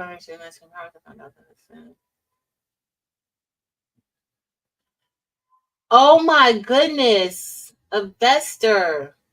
Oh, a Vest, a Vester, a Vester, a Vester. Mm, dang. But you know what? The way that I look at it, like it didn't last too long. Like it didn't last long at all. And so you don't know what you were saved from. Like I look at for me, like I feel like everything happens for a reason. Like everything happens for a reason. And as long as you put your best foot forward, you put an effort, like if it fails, then that's what was supposed to happen. Like if it doesn't, and that failure may not really be a failure, right? Like sometimes we think like it's a failure. Like I really thought that at the beginning, like when everything like when things were happening in my marriage, I'm like I didn't want it to fail. Like I didn't want it to fail. Like so I totally get that, but everything happens the way that it's supposed to happen. Everything happens the way that it's supposed to happen. And I feel like that for me that wasn't meant to be. So because I was tense the entire time thinking he was gonna break into the party. I thought her too. I thought that too. So I thought that too when he left the party. Let me scroll down. I know I'm a little bit behind. Let me scroll down. I need the scroller thing isn't working. So when they dragged him out of the house, I did think that he was not breathing. I did, but he was badly bruised up. So in the house, let's move back to the house because I'm scrolling down. So he goes upstairs, he gets beaten up, he comes back that like they drag him out of the house. She's dragging him out of the house. Benji's just sitting there watching, like like following behind her. And she's like, "Can you help me?" And I'm thinking, honestly, I did not think he was breathing. But they put him in his truck. He was breathing just fine. He was bruised up really badly. Okay. So of course y'all know that wasn't a good, that wasn't gonna be good at all. So he's upset. A lot of other things transpired after that. I'm gonna wrap this up really quick because y'all, it's just a lot. It's just a lot. Mm, definitely know your worth. Hey Jesse, definitely know your worth. Definitely, it's way too short to settle. Mm-mm. All right, y'all. I strong Debbie, I strongly, strongly, strongly, strongly, strongly know that. I know that. I was about to say I believe that. No, no, no, no, no. I know that. And sometimes you have to be fine with that. You have to be fine with that. You have to be fine with that. Hey, Nomi, we're wrapping it up. We're wrapping it up. So don't no I didn't even get any work done. I didn't get anything done, but it's fine. We're just talking. So after that, after they dragged him out, now he's upset. So now his mind is telling him that she's been sleeping with Benji all this time. Like he believes that she's been having an affair with Benji all this time, even though they're divorced now, right? But he's not happy about that. So after that, her dad comes. Her dad comes and locks up that, like, changes the locks, add cameras and different things like that to her house. Well, in the meantime, Benji is back in their small town, and Benji rolls up on the mom in the grocery store. So Benji, all this stuff that's happening, and like nobody gets in trouble. So he rolls up on the mom in the grocery store, kind of threatens the mom, scares the mom up a little bit, and the mom runs out of the grocery store because she's scared. And the mom is played by Debbie Morgan from All My Children. So, and Debbie Morgan still looks really good. I've always loved her voice. She looks really, really good. So the mom runs out, and then the dad comes home. The dad stopped off at the grocery store before he got there, and the people at the grocery store told the dad what Dallas did to the mom, because the mom never called the dad. This is the dad. He's on his way from Ava's house, putting up the cameras and everything. And the dad goes to the grocery store. The grocery store people, let me tell y'all, the small towns, they know everybody's business, but of course they stop, and they don't have a problem telling everybody's business. They don't have a problem telling everybody's business. Let me scroll down. Her dad did not play about the wife. So, know me. Know me, girl. So, I'm still blaming Dims. Dims made me watch this movie. So, the dad gets the story from the grocery store clerk, and he goes home. He's going in the home to load up. And while he was there at Ava's, he did leave her some protection too at her house. Like, he brought some protection for her in addition to y'all, I'm doing my foot massager while I'm talking to y'all. While he brought some protection for her. Okay? Y'all know what I mean by protection. So he brought some protection for her and left it at the house. Clearly she knows how to use it. Most people who live in the country, like, they do a lot of different things, right? So they find out that before the dad left, they found out that the Bertrand family went to Benji's farm and, did whatever to the animals at the farm, all types of stuff. Like, they're just causing a lot of grief. Well, the dad gets back to the house and the mom is there, and the dad was going to get his tools, right? Y'all know certain things on YouTube. You can't say certain things. There's certain words you can't say. Well, you can say it, but it's just a lot. So he goes to get his tools. Well, the mom is like, "What are you doing? What are you doing, Clarence?" And he's like, "You thought I wouldn't find out? that he put his hands on you or something. I don't think he put his hands on her. He did something. What he did to you in the grocery store? The clerk told me. The clerk told me. You didn't tell me. So Gene didn't tell him, right?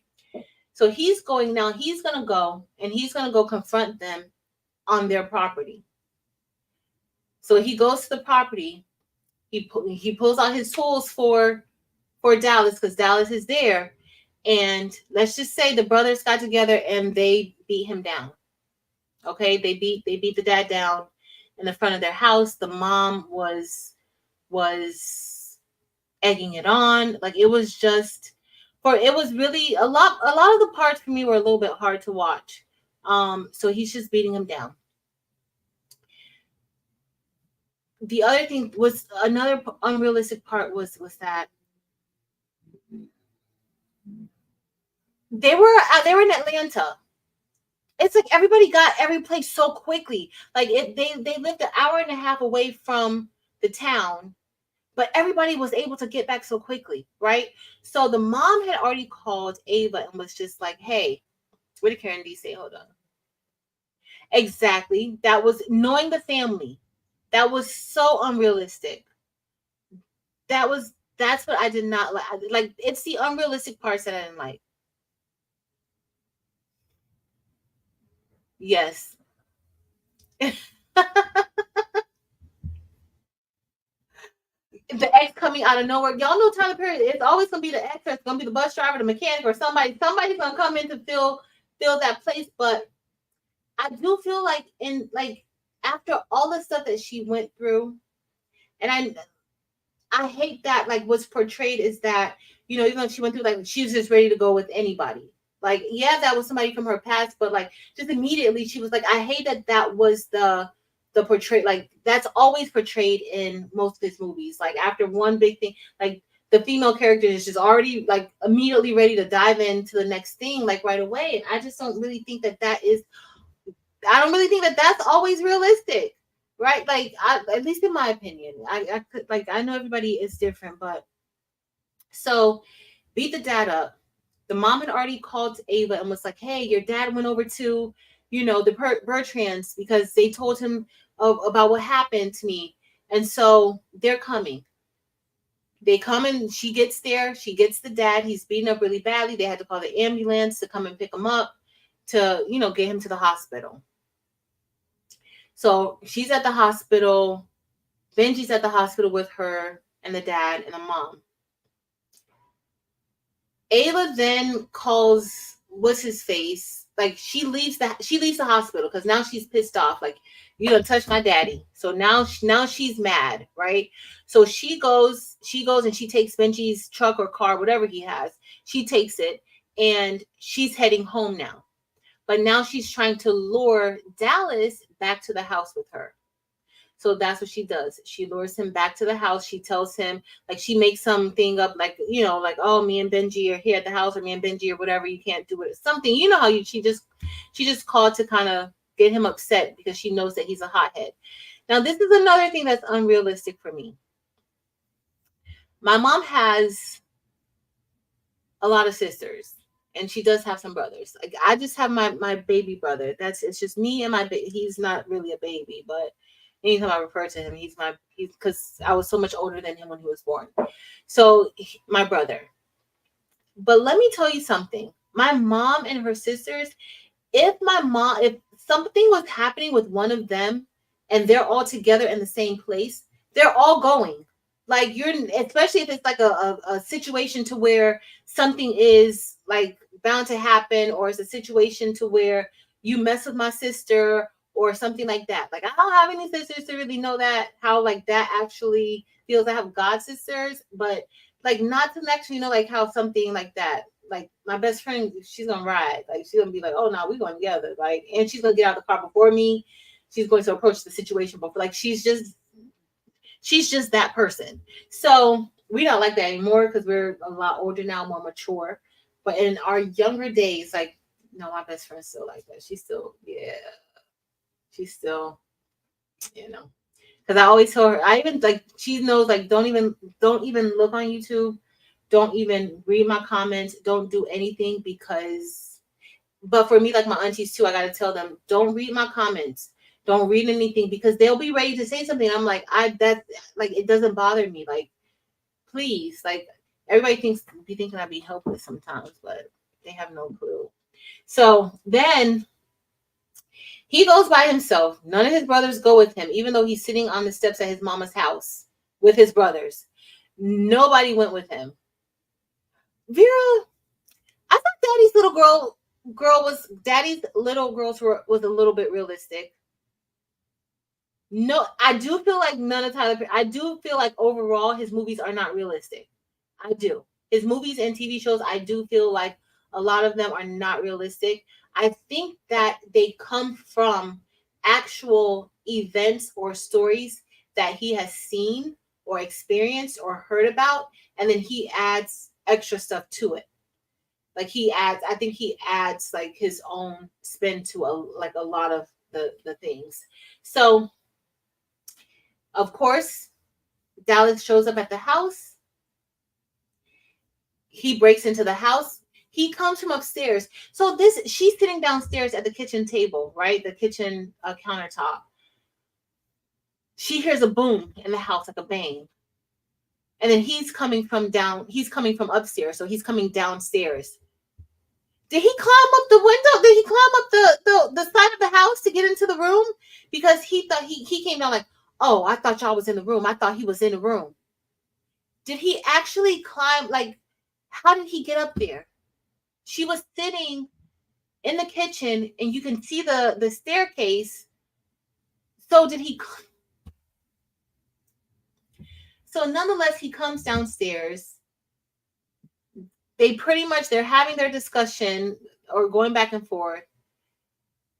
She's just egging him on because once you get to the end of the scene, she just wanted him to kind of like put some bruises on her before she used the tools that her daddy left with her. If y'all understand what I'm saying. So that's really, hey, Juana, that's really how it ended. Okay. He showed up at her house. They had some words. He boxed her up a little bit, put some bruises on her.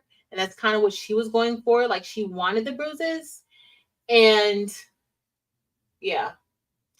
So after that, like she fell down one time. She got up with the tools that her dad left her. And he went to reach for his. And that's when she just let it go. She just let it go and Dallas was gone. There was no more Dallas. Her daddy was still in the hospital. Then at the hospital, they're coming out of the hospital. Her, the mom, I think the best friend was there, Benji. They're coming out of the hospital.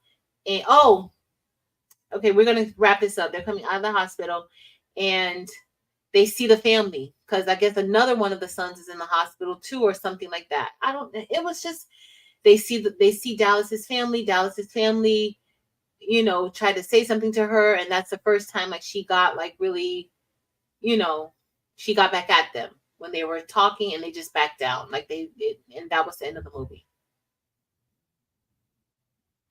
That's what she did. She called that. That's right, Miss Gill. She called and she reported because she was getting the bruises. She called 911 before she pulled out her tool, and she called 911. And if I start my true crime channel, that's what I'm just calling it, tools. She called 911 and she reported the abuse, and then that's what she did. Like that part, like she was very calculated in that part. Now the other thing where Dallas so that's the movie. That's the movie. It starts off. It's a long movie. The end happens really quick. So I did see somebody say like the review, like the beginning was horrible, but the ending got a little bit better. The ending did get a little bit better, but it was just the acting for me. Like I really was not really feeling like even the acting so much. I just wasn't. Another thing that I wanted to say was, so with the best friend, with Dallas's best friend, Jim. So they were entertaining. One scene I didn't tell y'all about. They were entertaining that Jim and Rona. They were entertaining Ava and Benji, right? At the house. Dallas pops up at the house, comes in the house. He sees this happening. Of course, he's in his feelings. He's not happy. You know, his best friend is there entertaining his ex-wife and her new love interest, right? So, of course, he's not happy about that. He has some words to say to Jim about it. He calls Rona a few choice words, saying some things to Rona, um, you know, and Jim is there. But what he also does is he kind of drops a bomb on the whole situation, because his marriage is messed up. And see, y'all gotta, this is a whole nother situation and a message. And there were some messages, like there were some messages inside of the movie if you looked at it. I, I watch everything like this, y'all. Like I have to analyze every single thing that like I'm watching. So usually my best friend, we talk on the phone and we talk about like movies in detail. I haven't really been watching many, but if it's something she wants me to see, she'll be like, girl, you have to watch this and we gotta talk about it. So we'll discuss it in detail. We used to do that with TV shows too. But what Dallas did was, in this case, was in that scene, he then proceeds to tell Rona, or to make a comment about what Jim had been doing, that Jim had been cheating on her with somebody else, right? And so he kind of made it seem like, oh, she know about such and such. And so like that, and so apparently Jim did tell Rona about one occasion that he did whatever with the same person. But the way that Dallas made it seem, he made it seem like it was ongoing, right? But we only got a few seconds of that. And then everything else went crazy because Dallas's people beat up the dad. Like, okay, let's go back because I didn't pay this any attention at that point. I didn't pay this any attention. Like, everything just happened so quick. Remember, the dad left from the house and went back home. When he got back home, it was dark. Well, Benji and them, that was the same night. Benji, Rona, and Jim and Ava, they were having their little couples, group meeting, dinner, or whatever they were doing. Ava got the call from her mom. And remember, left. It takes an hour and a half to get home. Dallas left to go back to his mom's place. How did all this happen within that time frame? How did all that happen within that time frame? Because when they called Rona to let Rona know that the dad was in the hospital, they were going to go up and meet them. They were still in their clothes from the dinner, because Rona was really over it. Like, Rona, after he came in and said that about the other lady, of course, now she's in her feelings. Yeah, she knew about the one time, but then it kind of seemed like it was multiple times. And so Jim was sitting on the couch. Rona was still in the kitchen, pretty much in the same position they were in when they left the house.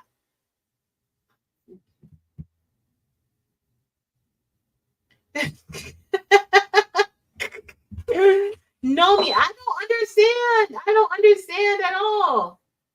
I don't understand. It's a lot. It's a lot to take in.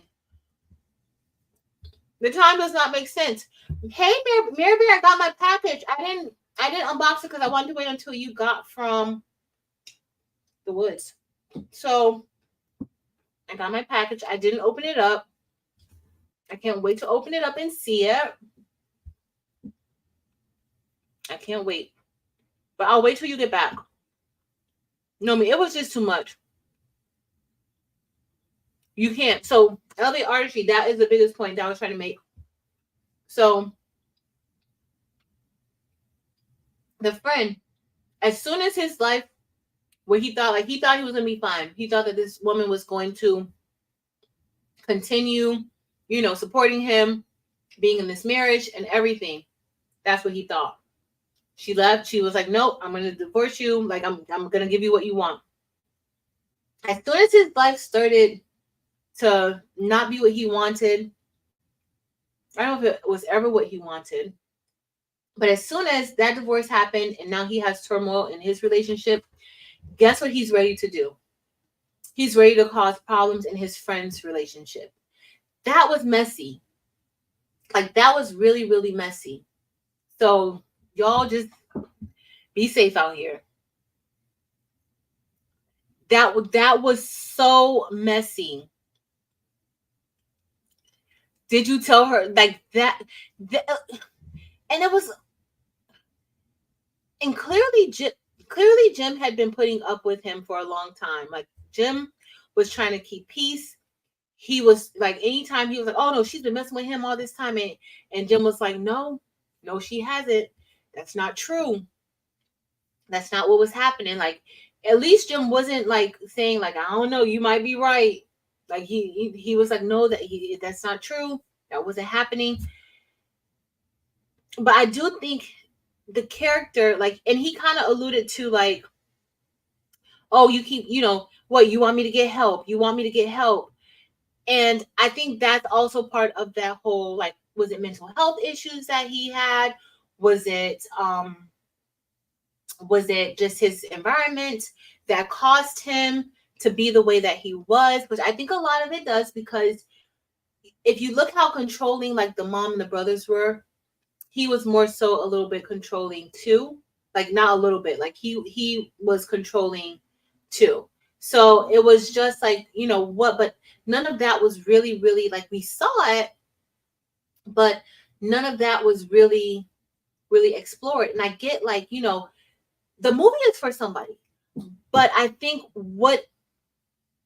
if you're like looking to really help that community, if you're really looking to help somebody who is suffering from environmental factors, or somebody who's suffering from mental health, or somebody who's suffering from somebody, like, a lot of the movies kind of end this way. Like, it could have maybe ended with him actually seeking help. You know what I mean? Or maybe him, recognizing that, maybe something is going on with me that I need to.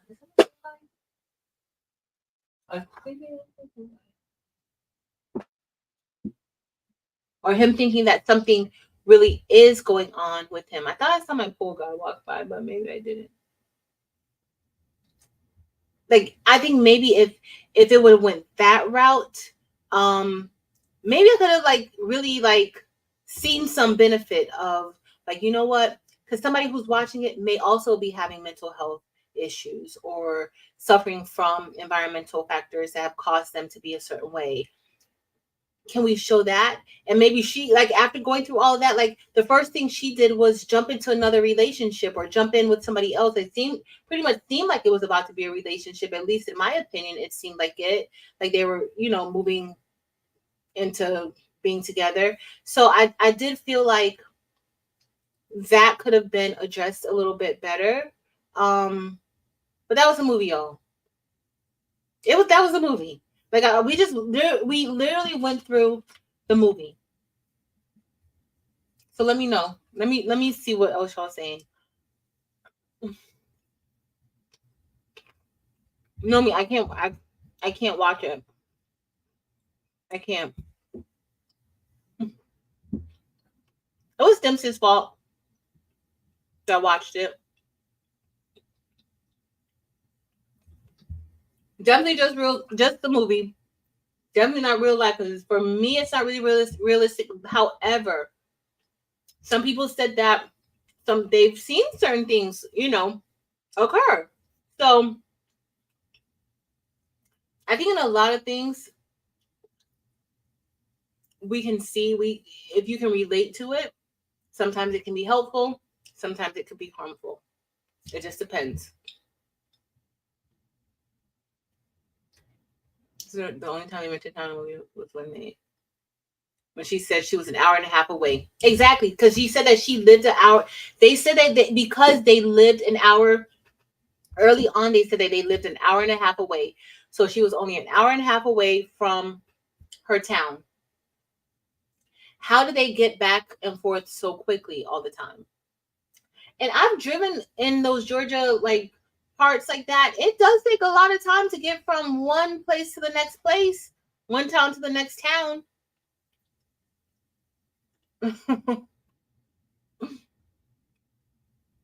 Jim was his childhood best friend. Because remember at the was that the service, and he was like, let me go over there and talk to him after the service. He was like, I've known them the longest. Like, I've known them the longest. And it was like, no, no, no, go home. It's okay. I'm gonna go and check on him. Don't you worry about it. So yeah. Ernique. I watched this movie. So I watched it twice. I watched it one time, and Friday after I said on live that we are going to talk about it today. This is the only reason why we're talking about it today, because I said it that we were going to talk about it. If I hadn't said that we were going to talk about it, I would not even be talking about this movie. Like, I really would not be talking about this movie. But I said we're going to talk about it because Dimps made me watch it. And so and so I watched it again because I wanted to give it a fair shot. Generally, honestly, I don't watch Tyler Perry movies. And so I did watch Mia Culpa because Kelly Rowland was in it. And I think this is a way for him to get people to watch his movies. He stars people who, other people may be interested in. Megan Good, Corey Hardrick. Like, people might be interested in it just because of their personal lives and things that they've gone through. Both of them have had very public breakups.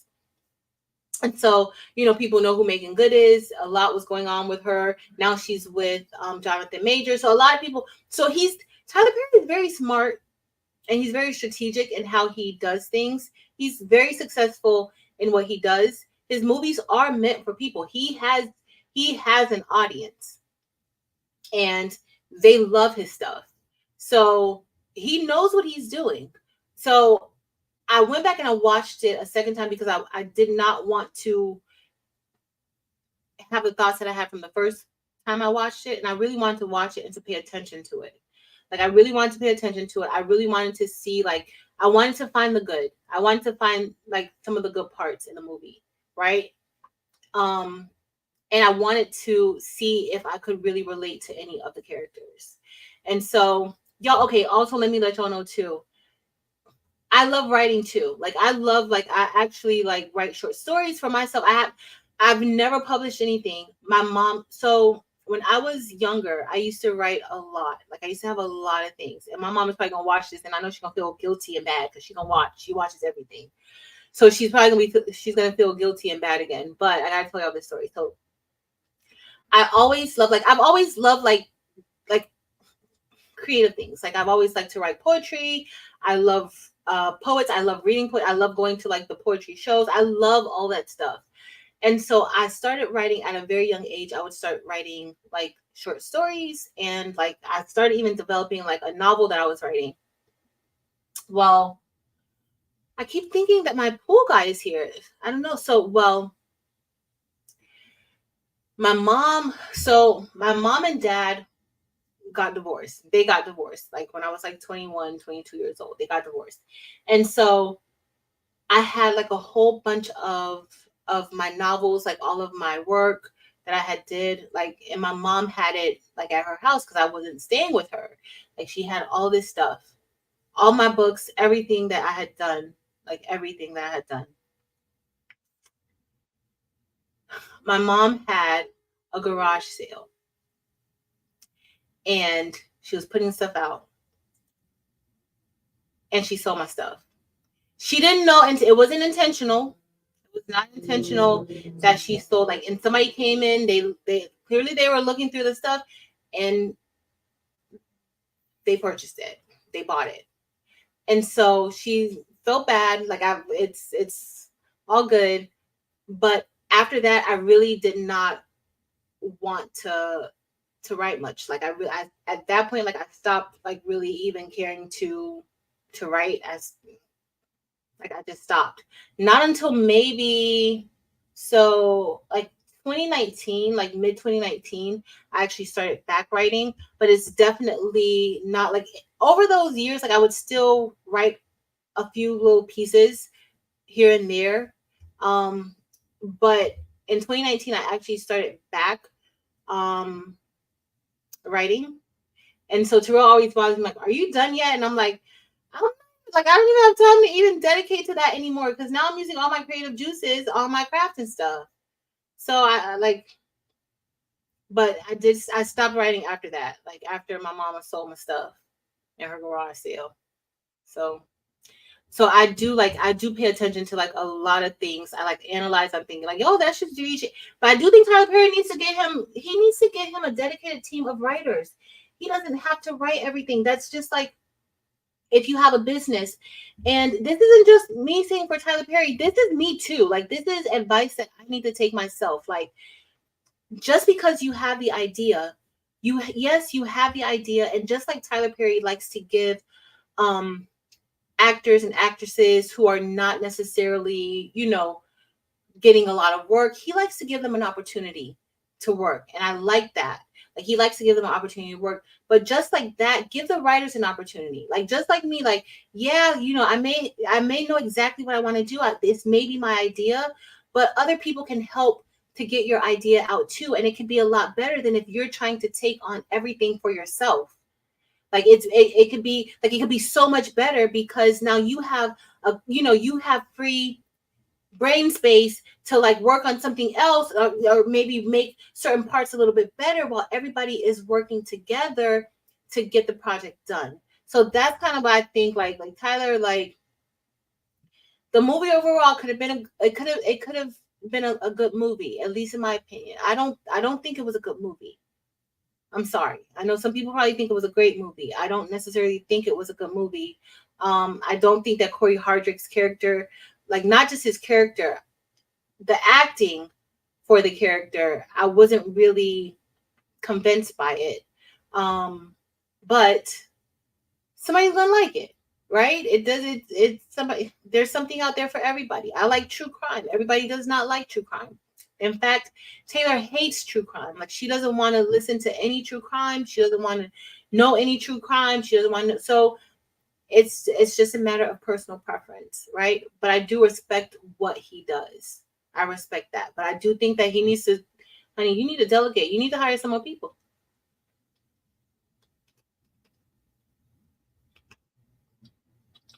That's true. They can't or they won't leave. That's true. We do have people going through similar things. That's very true.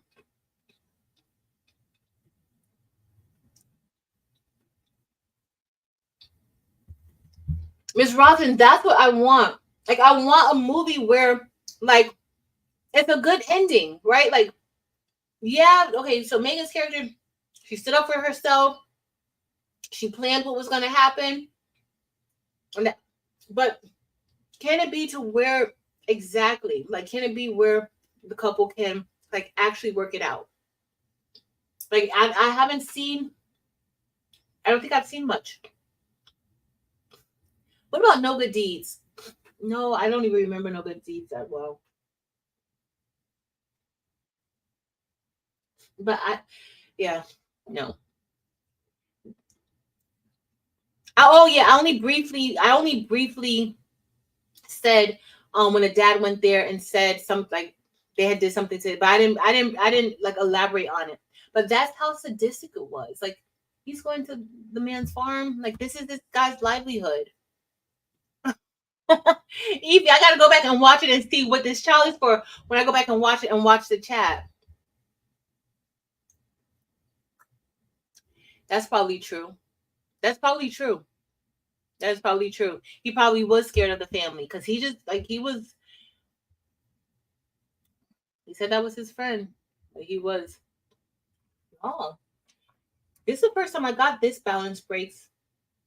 These wheat thins are good. What kind of wheat thins these are? Oh, sun-dried tomato and basil. They're really good, the wheat thins. I am scrolling down. Let's see what else I missed. Oh, exactly. If he stops writing all of them, I think he needs some input. And like I said earlier, like does he have anybody who screens these scripts, like who reads these scripts, the editors? Like, is anybody telling him, like, Tyler, let's switch it up. Let's do something a little bit different. Like, why does this have to be like this? Or does anybody give him any type of feedback? Like, or is he so powerful now that nobody wants to give him feedback? Like, everybody's just going to agree with everything that he says. Like, they're just going to agree with everything that he does. Like, is that the case now? Like, that's what I hope it's not the case, but I'm thinking that that's possibly the case. So I'm gonna try to print out this stuff. I still didn't do this thumbnail, y'all. I gotta do a thumbnail for this video. It's gonna drop tonight, but it's not. It's just like 15 minutes maybe. It's for the playing cards, and then I'm gonna do the thumbnail for the. Then I'm gonna do the video for the dominoes. Probably when we get off while Evie's live, I'll sit and listen to Evie and edit a little bit. So, hey, Sean. So Terry watches plays and movies. So, Ernique, I think that he was I think that I do agree with that. And I think that for them, because like, if you saw earlier, I was talking about, like, I looked at interviews with them, like, after I watched the movie, because I didn't want to come on here and just, like, dog out a movie. Like, that's not my intention. Like, there were some parts that I liked.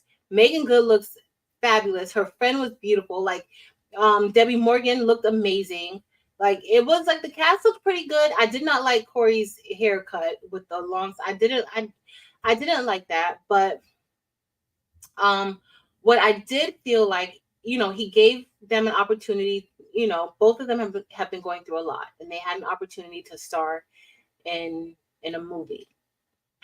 But I think for Corey, like, I was reading some of the, like, looking at some of the blogs and the comments, and people were like, oh, no wonder why Tia, divorced him. And it's like, that's not necessarily really good. I don't think that's what he was, like, really trying, like, the response that he would want.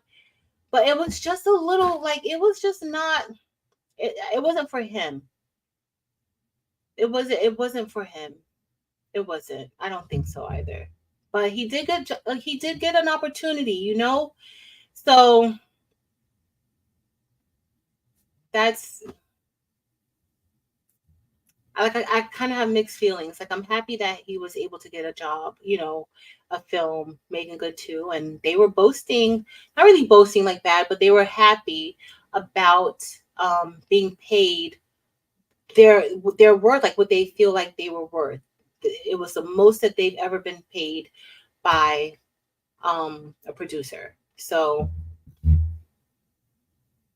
yeah, it was a little bit interesting. Corey did. Look, y'all say he did okay. Y'all liked his country accent too. That he turned on and off. He did. I was what he. I just. It wasn't. And honestly, I think it was more so the script that they were given. I honestly don't know what other movies did Corey play in, because I really don't know. I haven't seen. I'm gonna have to go and look at some of his other stuff. So what other movies? Let me do Wikipedia and see what other movies he played in. Let me see. Corey Carter, because I don't know. I don't know. Y'all know I don't really watch a lot of things, so I don't know.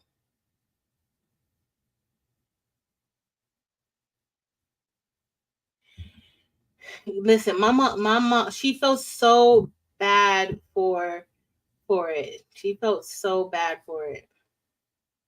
And she's gonna watch this and she's gonna feel bad again. She felt so bad. And I just haven't felt like I honestly was like a little bit like I was sad about it, upset about it. Yeah. Yeah. It was bad. So, I can write blogs. I can.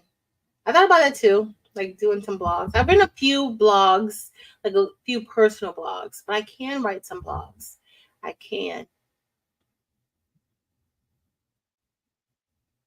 I remember the song, the remix of Fantasia's "When I See You," titled "The Streets." No, I haven't heard that, Vera. Is it really good? For time. uh-uh.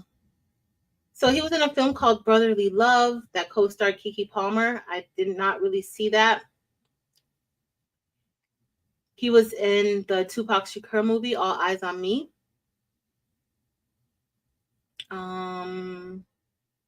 He was an American Sniper.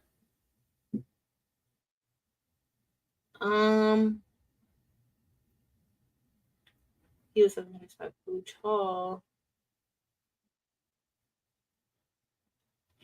Yeah, I don't know.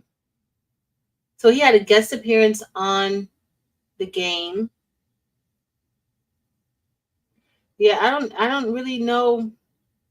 Oh, was he in Lincoln Heights?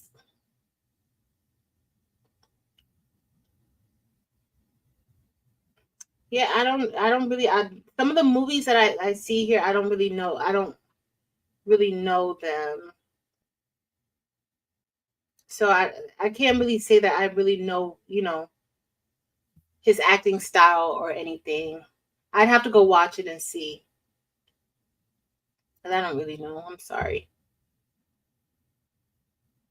I have not been adding to my blog site. I need to. I need to. If I really go, like,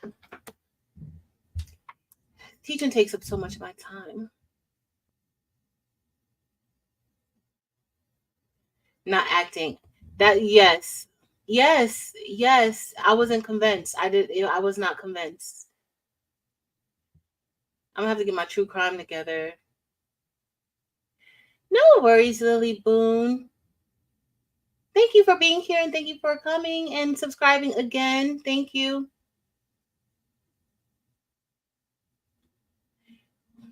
Have control. Oh, don't talk. I'm not even going to say anything about Virgos on here. Not all Virgos. I have some really good friends who are Virgos, but I've had a very bad experience with a Virgo. Like, very bad. Like, traumatizingly bad. No, he is. He is a good hype man. He is. He is.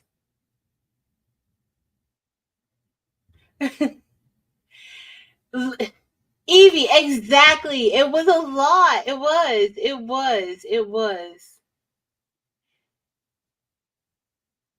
Because I haven't watched it in so long now. I did, when I saw it, I didn't feel any, like, I think I liked No Good Deeds. Like, I think it was okay.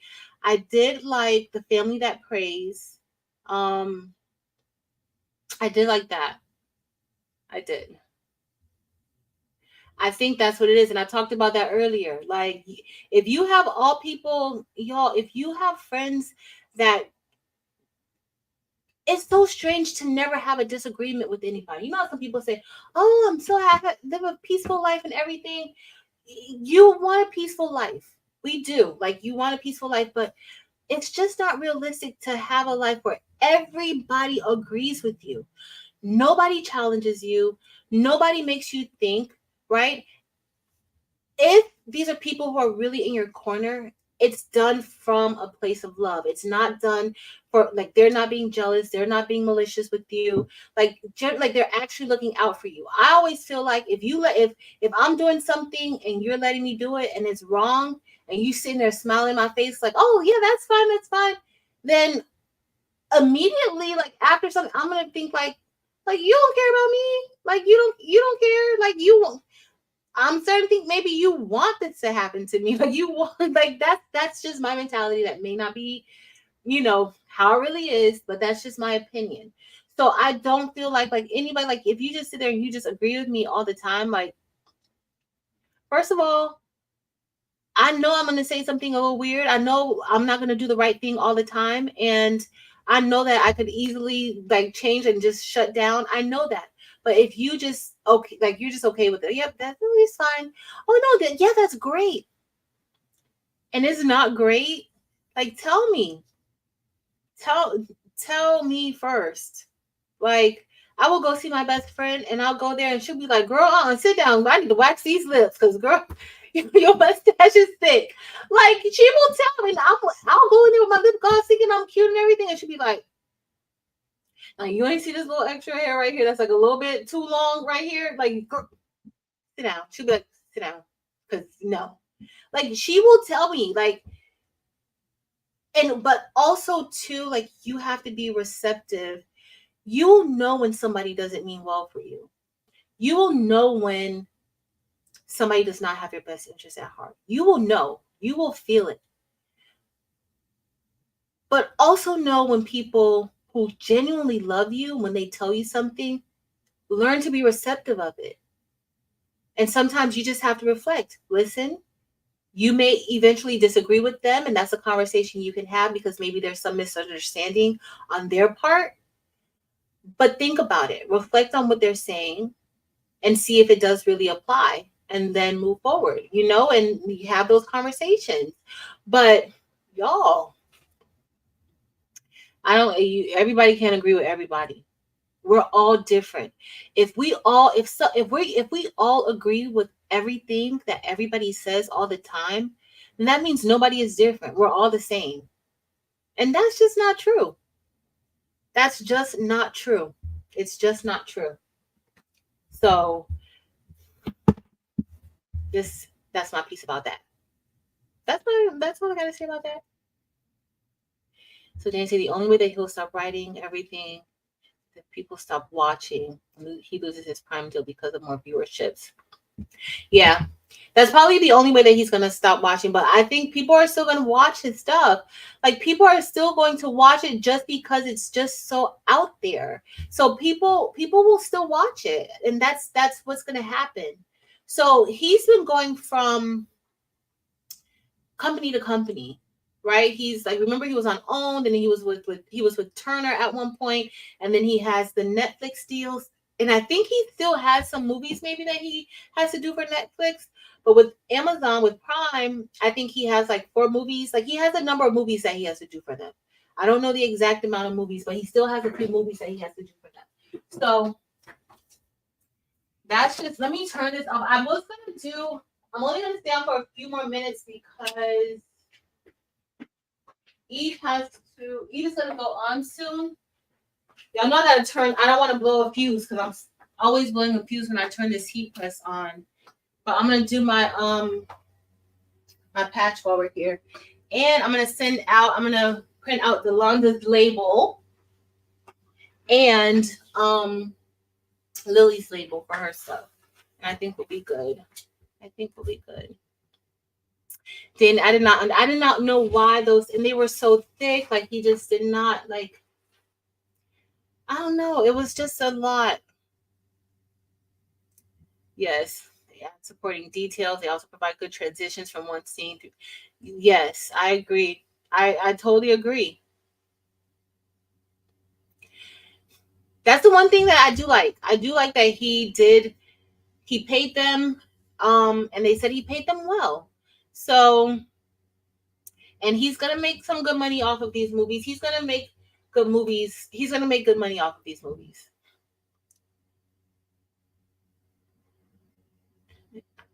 Kels, I couldn't either.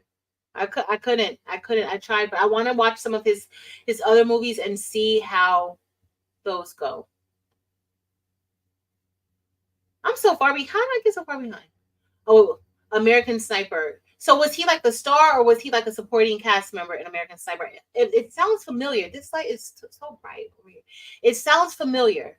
American Sniper does sound familiar. I gotta get me some heat on. So if you just came in, I made patches from last night's So Good, and I'm just going to.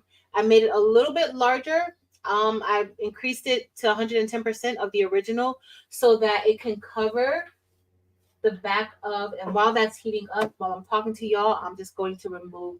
So if you didn't know, I stitched this upside down last night. And so I made additional ones so that I could put on top. And so I'm just going to put this on top. It's a little bit bigger, so it will cover it all the way. and I'm just gonna press it on with some heat and balm. But I do need to remove this glitter H TV because I don't want anything like that glitter HTV to prevent it from really sticking in that area. Oh, so Danny said she thinks that this was his first lead role. So okay.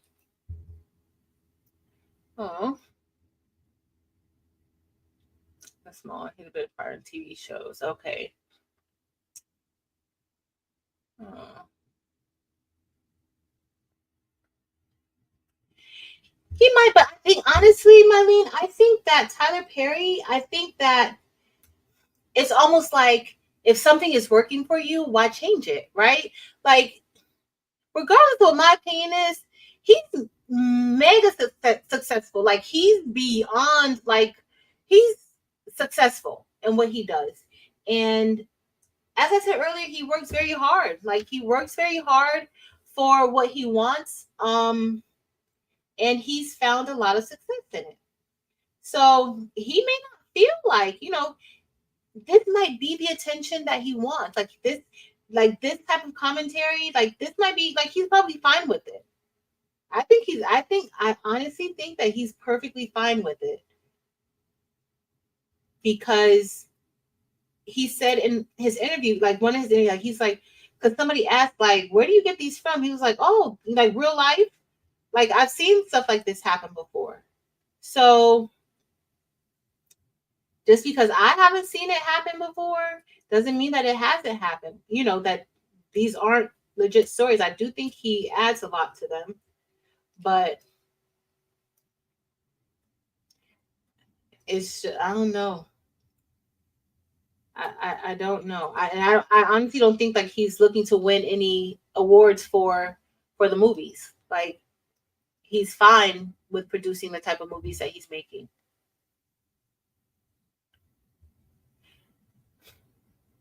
The beginning was crazy.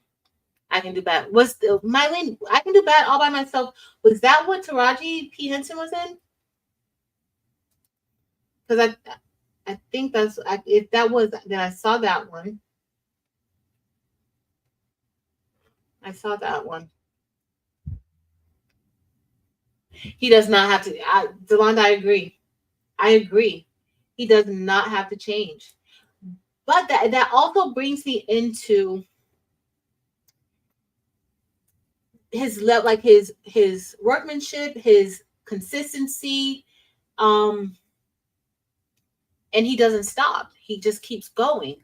And so for me, that's just an example, for me and other people. Like just because one person doesn't like it, or you may not be doing what everybody else is doing it, the way everybody else is doing it, doesn't mean that you cannot be successful. All you have to do is put in the work, be consistent, and you can have success. And also know your audience because he knows his audience. He knows his audience and he knows what his audience likes.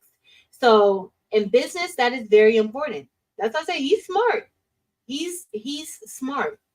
He is very smart. He has identified his audience and he produces movies for his audience and he's able to be successful. So that is impressive. Very, very impressive.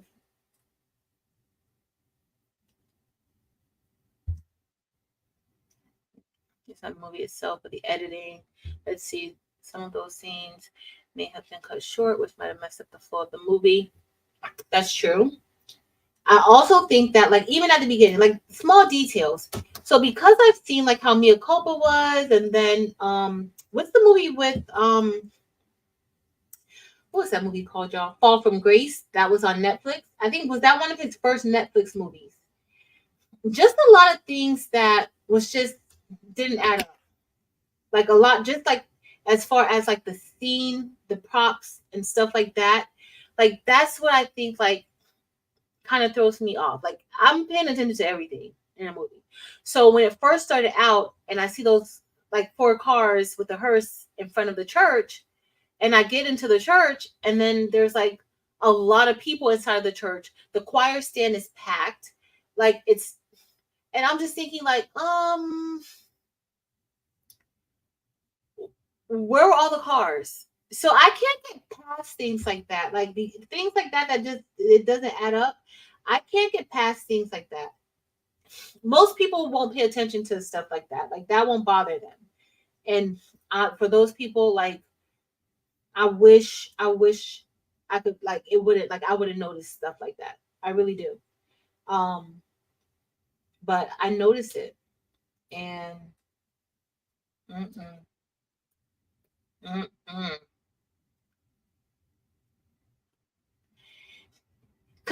So, Shay, I've been in the country, and that's another thing. Here I look.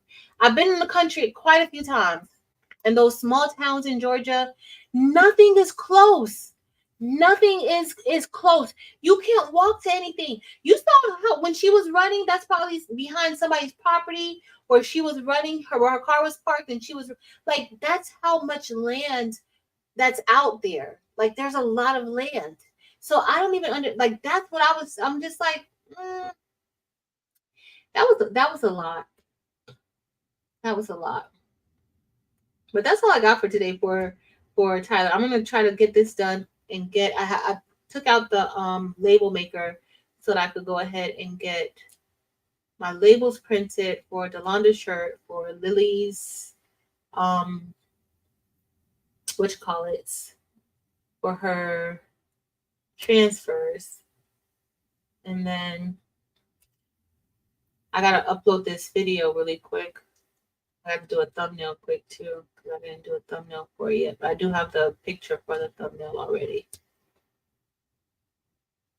I tend to dig too deep into movies when I know it's Danny, that's me. That is me too. And once I watch, like now I gotta dive in, I gotta do a Google search on who this person was and what that was. If it's like a historical movie, or it's like it's like has some type of historical elements in it, oh, I'm gonna have to go back and I'm going to have to research. I'm gonna have to tie things together. So that's kind of me. But I'm not gonna be reviewing multiple movies unless we have another hot mess movie that we gotta talk about. But because I probably won't watch, I don't really watch much. Now I will watch a good Lifetime movie. I will. I will watch a good Lifetime movie. But I need to start my what you call it when I have time. My true crime stuff when I have time. I do. So that's it. That's all I got for y'all today. I'm gonna let me see if I could get this pressed really quick and see if it works so you guys could see. But I'm gonna go ahead and use the glitter one because the jean one, I didn't put any heat and bond on it, and those it was not wide enough. So that's kind of what happened. Yes, with Adam Rodriguez from CSI Miami. Let me just see. That's it, y'all. As far as our goals for this week, do you guys have any goals for this week now that we've gotten divorced in black? And I actually thought, like, when I heard I thought maybe that meant something, but I think it's just something that Tyler Perry kind of made up. Like that means like you're divorcing in the clear with no strings attached kind of situation. So I kind of thought, I was like, oh, is this like a new term? Like, or is this a term that people say? But and then I looked up what like divorce in the black, like what does that mean? I need to do better with myself. I do. So as far as goals for this week, so the one thing I'm going to do this week is I'm going to relax a little bit and have a little bit of a break. I won't be on Friday. And we're going to do so good over at Delonda's on Sunday because I just need some time. And I also want to, my goal for tomorrow is for me to actually get my journal made, my goals journal made. Like printing out the sheets and filling out my goal sheet is fine, but I really need to have it all in one place. And so I do want to make a binder out of that. So I am going, my goal, that's my main goal for this week is to get that made. Um, so, and that's going to be for tomorrow. But every morning, like I'm still going to do my Peloton I've upped it to 45 minutes. So I'm going to do my Peloton for 45 minutes in the mornings. And also make sure that I make myself breakfast. My bedtime, I'm still going to try to be to bed before 11 or by 11, at least 4 nights out of the week. So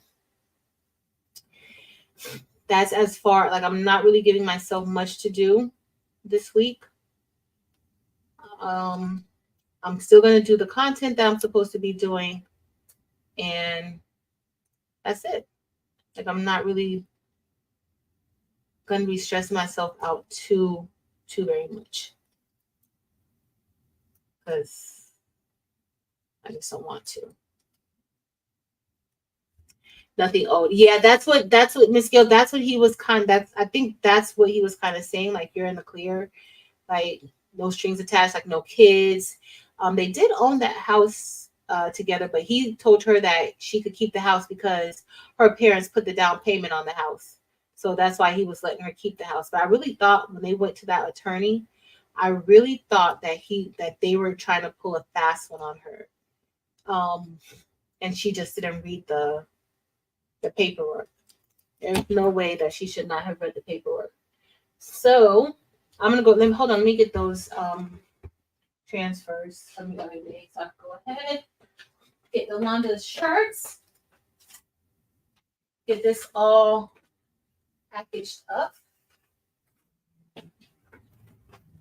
And all right. So the present's just about right, but I have it on too high. I gotta turn it off. I forgot I gotta get the heat and bond.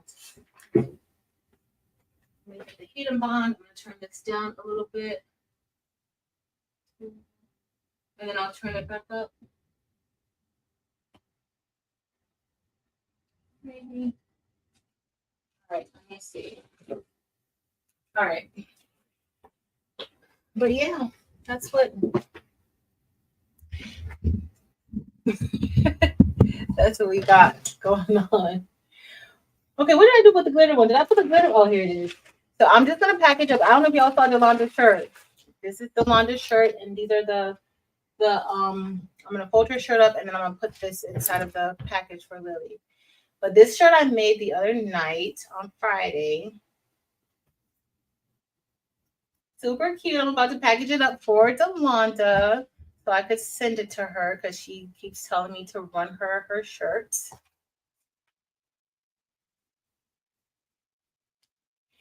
Thanks, Barb. I'm trying. It's so hard. It's hard because sometimes you just have like a lot going on, and especially like I like to complete certain things. Like I want to check it off my list. Like I want to do this. I want to do that. And like every day I'm thinking of something else new to do, and then like I just get lost and I don't really like focus on me. And so I really do need to. It's kind of hard. It's kind of hard sometimes. And it really should not be hard, right?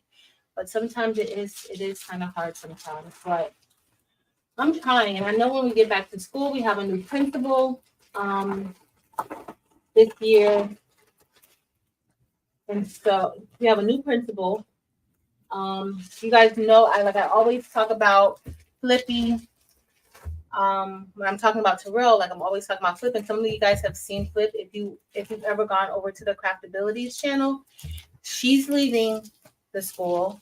She's going to another school. She's leaving out of the classroom, so she's going to be. Before she was a teacher, we call it an SPE teacher, which she was teaching our students with cognitive disabilities. Like remember when I had that class and the person who took over for me was Flip. Miss Williams. So she's now leaving out of the classroom and she's going to another school, but she's becoming a specialist, an ESC specialist at the school. So she's leaving and she called me the other day to tell me, and she's just like, I don't want to leave you guys. I'm like, no, yes, you do. Like, this is a good opportunity.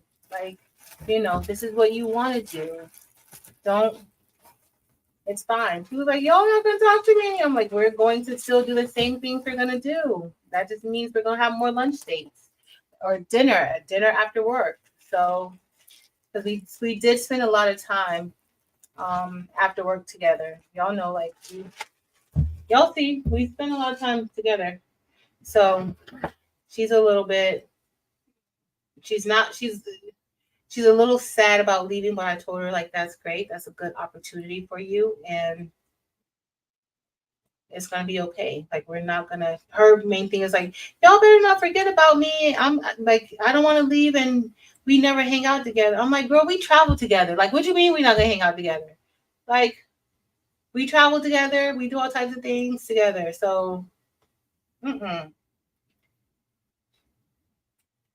So I don't know what she's I don't know, but I am gonna miss her in the school. So it's we still hang out. So I know it's just like a lot of stuff going on at school. So I gotta see how that's gonna go. Especially with a new principal.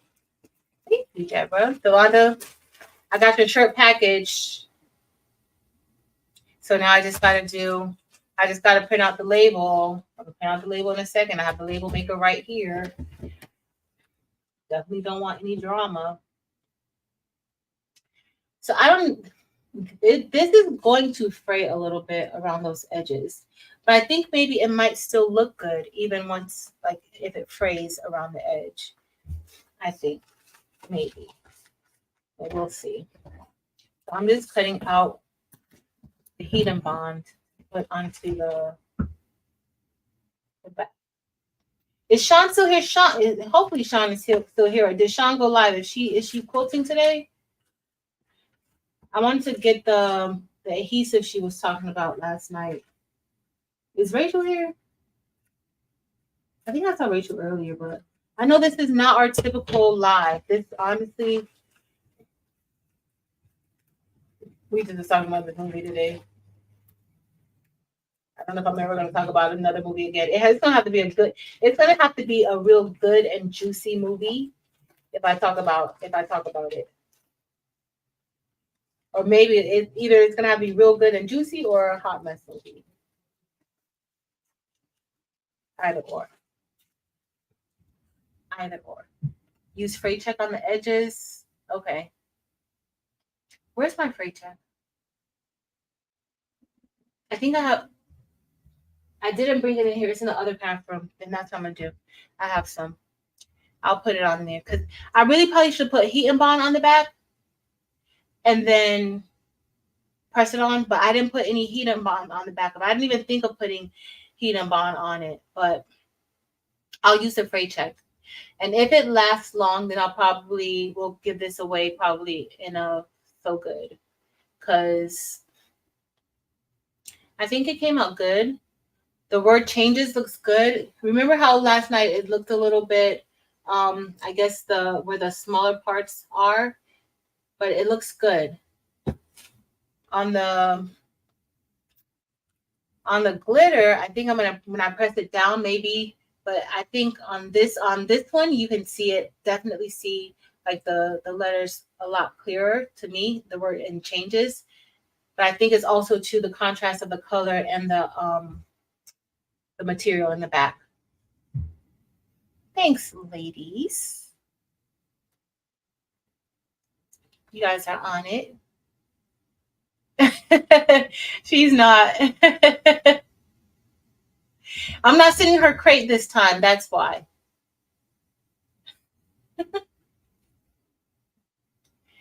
Thank you, Deborah Browning. I made this last week before Bling Fest, but I didn't even wear it at Bling Fest. So it just says the Blinky Bunch. Now, I think I did this in SS10 too, maybe. I don't know. I might have. But it just says the Blinky Bunch. Now, the one thing I want to tell y'all, like if you guys are designing designs, like there's some things in here that I don't necessarily like.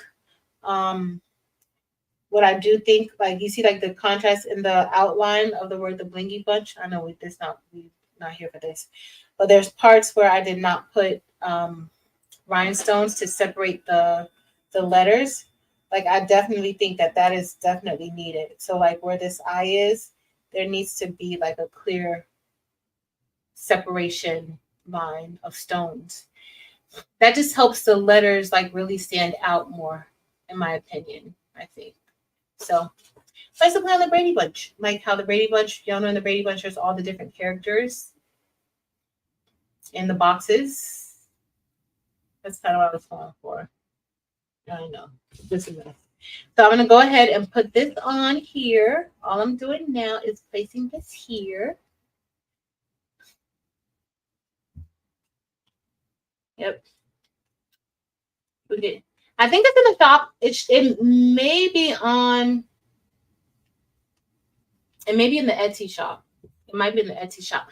Girl, I'm about to print your label. Let me turn this on now, cause she's a hot mess. Yo, she texts me that. Like she texts me that too.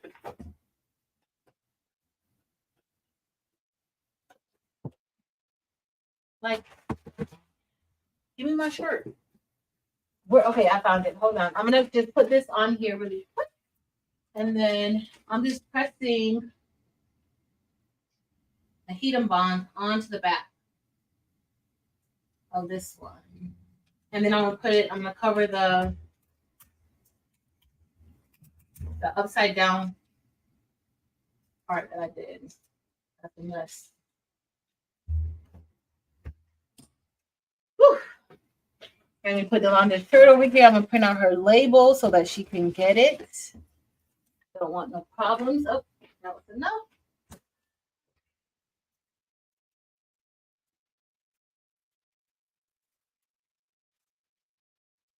And then I'll put this on the back of my jacket, and that's gonna cover up. That's gonna fix my problem. Let this cool down.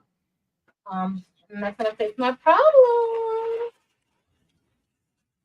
Let me cut some of this off.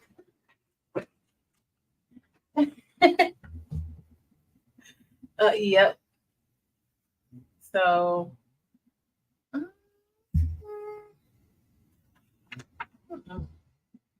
who's calling me? I see. I see. I see. I see. All right. We should be fine. So the one thing now that StreamYard lets us do is remove people, y'all. Like from StreamYard. Now before you couldn't do it, but now you can. Like you would have to go onto YouTube and do it, but now StreamYard has you like you're able to. That was pretty cool. I didn't know that anymore. I did not know that anymore. Or I didn't know that at all, actually. I thought it was still the same where you couldn't do it at all. All right, we're going to send this out. It's on the website. Thanks, Miss Gill. So Miss Gill said it's on the website. Thank you. All right, we're going to get ready to press our jacket.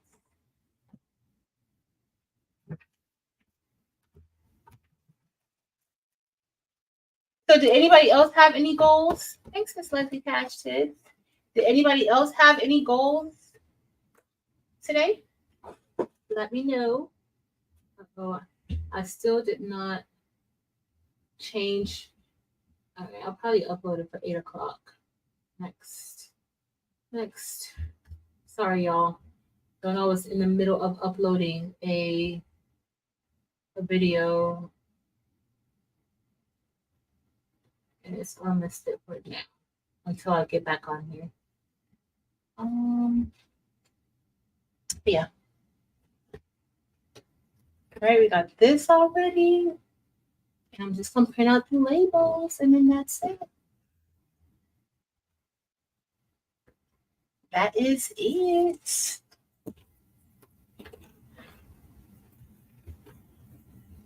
Let me see. All right, y'all, we're gonna press this on. I have their items packaged. And so I put the heat and bond on here.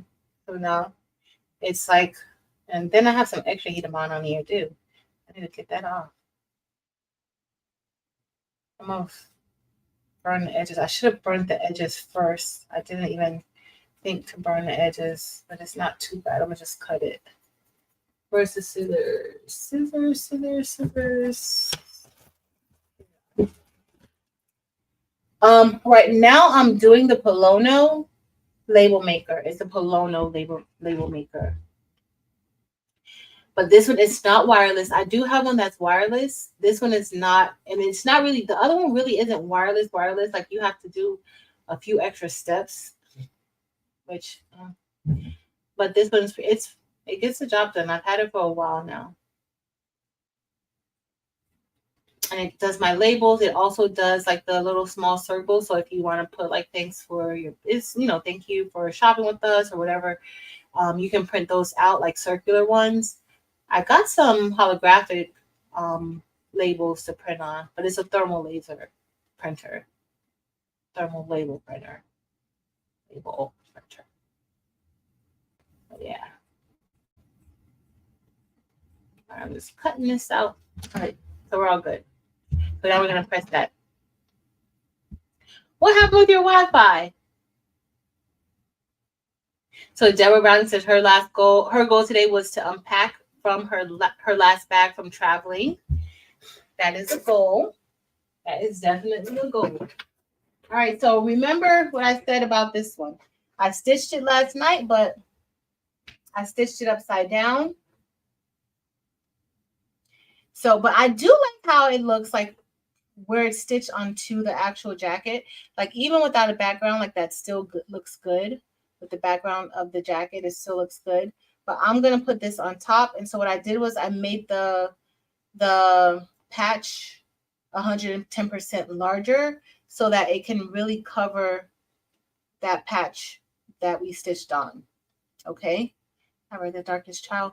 No, I have not read The Darkest Child. That should be my new read?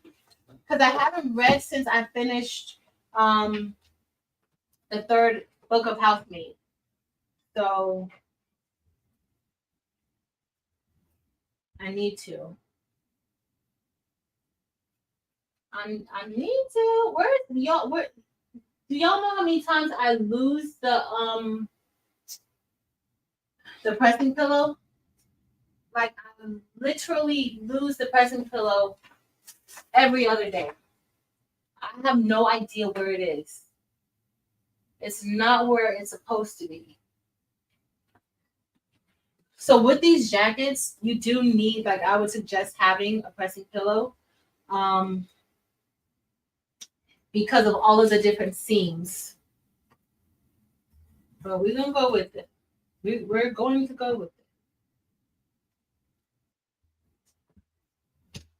it. We're going to see. But I may go back around it and stitch it with the sewing machine. I print 2-inch round holographic labels with my logo. The Rollo printer. Yeah, no, that works good. And it's quick. Y'all, it's quicker. What Barbara's saying. It's quicker than, I'm gonna let it pull off. Using the thermal laser printer for your business like that, where you're printing your logo and you can slap it on for branding, they print out so much quicker than you trying to, if you have an eco solvent printer, that may work good if you have an eco solvent with a cutter, but it works so much quicker than you printing on your printer and then having to put it into your Romeo or your Cricut to cut the circle out, because it literally just prints on the roll. It's so much easier and faster. Yeah, but that is so true. So true. Hey, Nafisa. Let me type in The Dark Child. Is this our new book that we're gonna read? Let me see. The Darkest Child. The housemaid is watching. You go to the bookstore. The Darkest Child. The Darkest Child.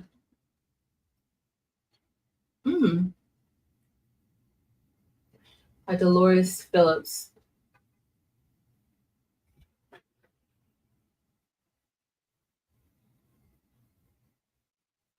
I'm gonna add that one. I think I'm gonna add it. There a time when you want to. Danny, I have a UV printer. There still is a time I want a huge UV printer, but I don't have any room for my UV printer. I don't have any room for a huge one. I do want a bigger one. And I've been thinking of getting an actual eco solvent printer. All right, so now we have our patch on, and it covered up that one perfectly. I am gonna go around and stitch it because I don't know if that lift in the back. I may need to try to give it one more press just because of the seams, but it looks good. I like it. I like it. So that's one patch on here. I'm gonna have to put some more patches on here. But that's one so far. And I got my printer set up. I'll go ahead and print out these labels. Yeah, it's a pro colored one. I've had it now for about a year and a half. Like a year and a half I've had it.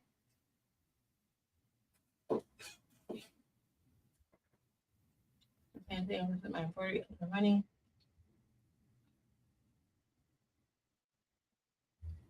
No worries, Renee. No worries. You want to enjoy the weather, go outside, enjoy your lawn. Perfectly fine. I totally get it.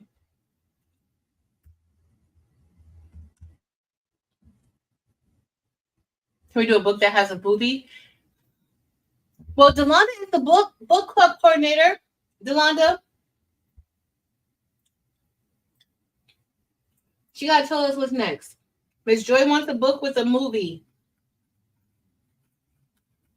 Miss Joy, can you listen to audiobooks? Can you listen to it? Would that work? Let me know. Hey, Delonda, using Peter's phone.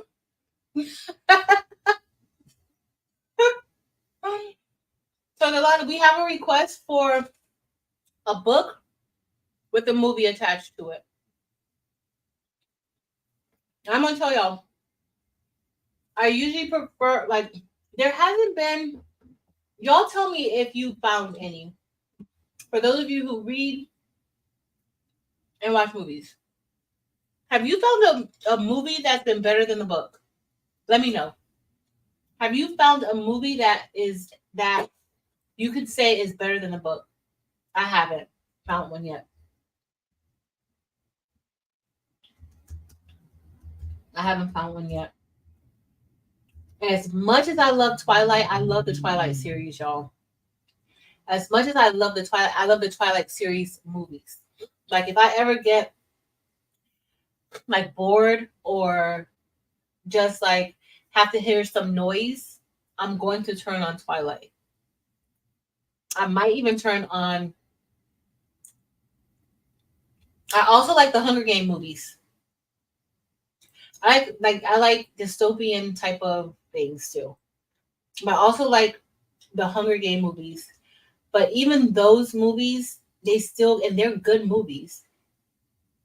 Even though Twilight is okay. Like, I love it. But I don't think it's I love it. And maybe because I love the books.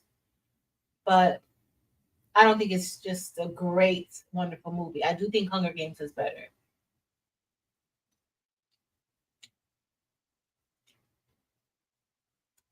50 Shades, the books, oh my gosh. Oh my goodness, those books were intense.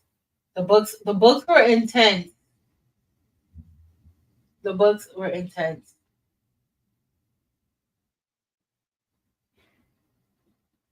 50 Shades was good. The books were intense. I loved the books. So at that time, for 50 Shades, like, so Tay and I used to be like, when Taylor was younger, like in maybe like the lower school, like we call it elementary school. We have elementary school. So she had a group of friends, and of course, we had to do play dates all the time, right? Y'all. So we formed our own little book club. The kids had their own book club. They were reading a book. They would meet, discuss it.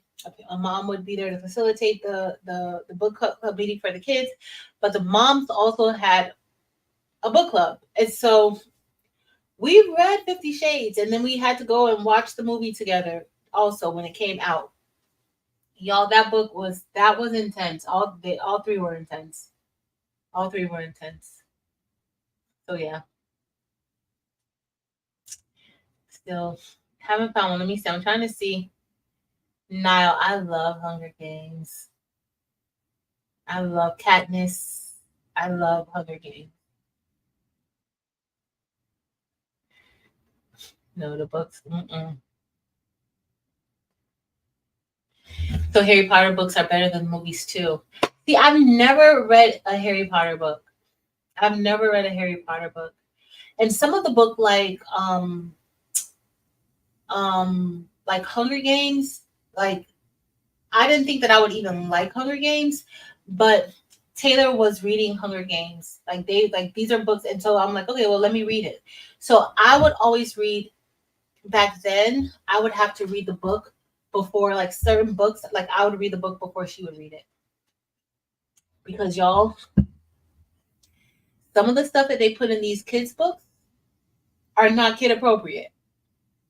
So I put like anytime like there's like and she reads, she actually like now she reads more than me, like before, like she just loves to read too.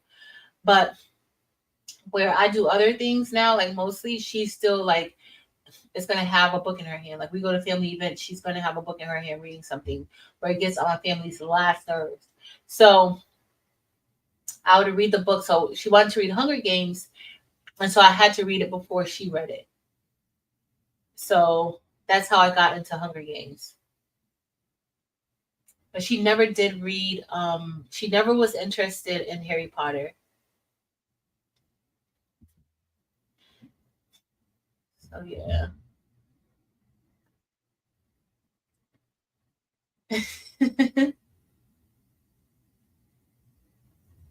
Nice.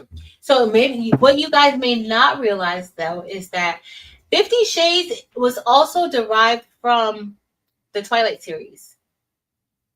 50 Shades 50 Shades was derived from the Twilight series. Hold on, looking for something. Hold on, y'all.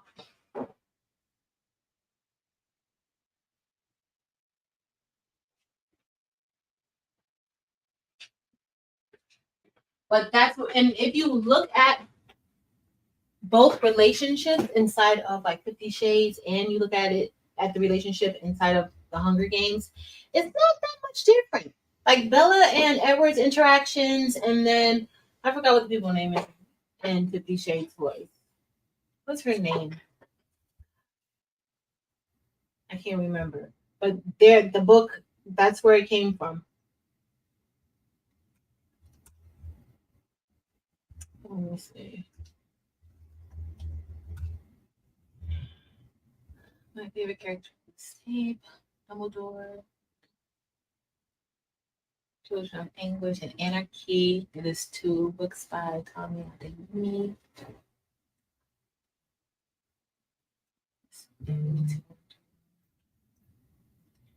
Ozark series is based on the historical novels by Winston Graham. There are 12 novels tributary of the first book. The books are paperback. Ooh, 2.5 inches thick. Yeah.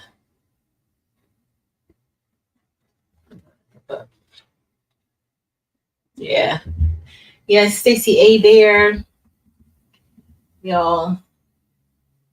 But yeah, I can't believe those movies were made so long ago. Even Hunger Games.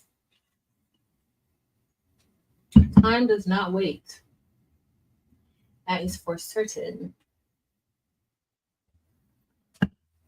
I'm gonna have to go weigh this. Um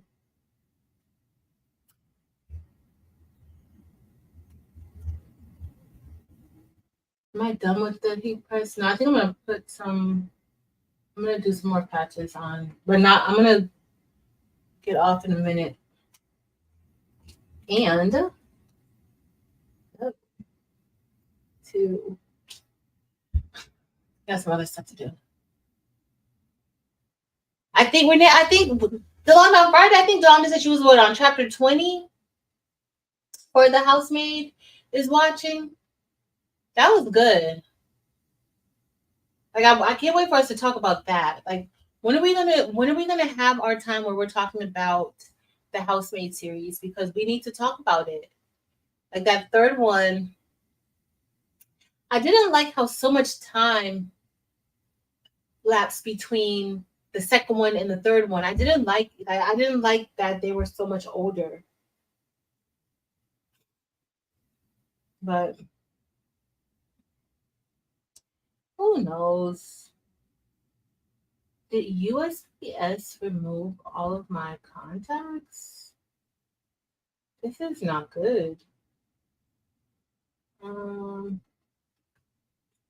think they did. I think they did. That does not make sense. But it's fine. Maybe it's fine. Maybe it isn't. I still have some time until he goes back to work. Cool. Don't worry. We need to see when we can set up our book club meeting. Because we need to talk about it. The book is really good. It's really good. The third one, I'd already told you guys I love the first and the third one, I like the second one. Like the second one was still, they were all very quick reads. So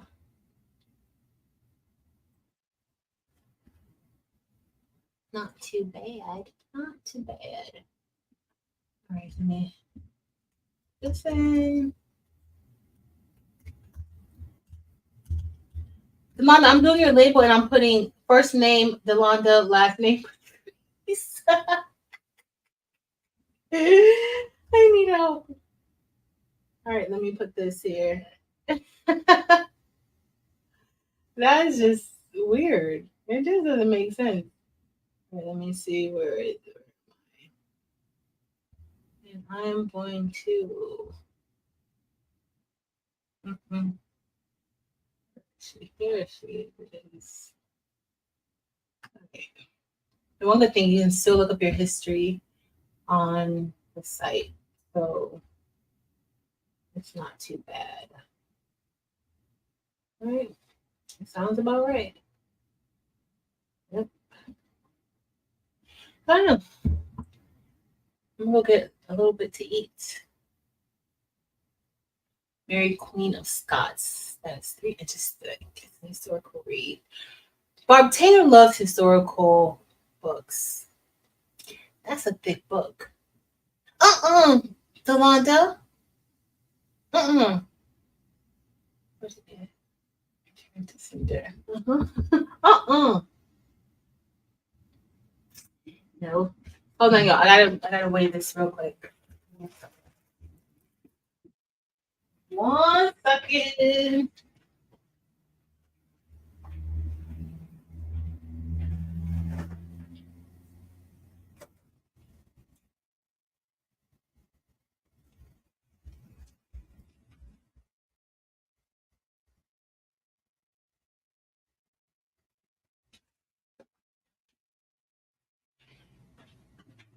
So let me just tell you, when you weigh like your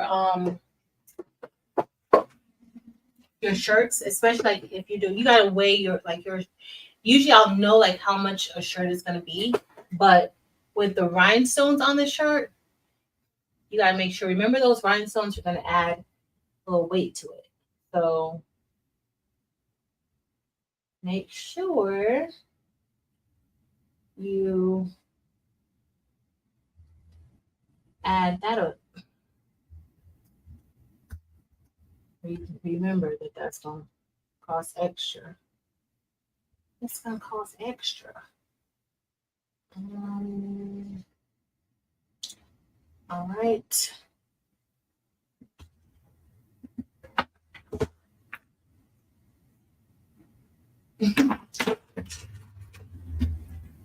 All right, so sure, sir. Gotta do it. Right, add to cart. I do the right thing. I think I did. And then I'll print out Miss Lily's because I gotta put it up on my phone. I gotta put her address on my phone to remind. You know, let me go ahead and add it now. New label. What do you got? You guys are so quiet. It's so many people here to be so quiet. Why are you guys so quiet?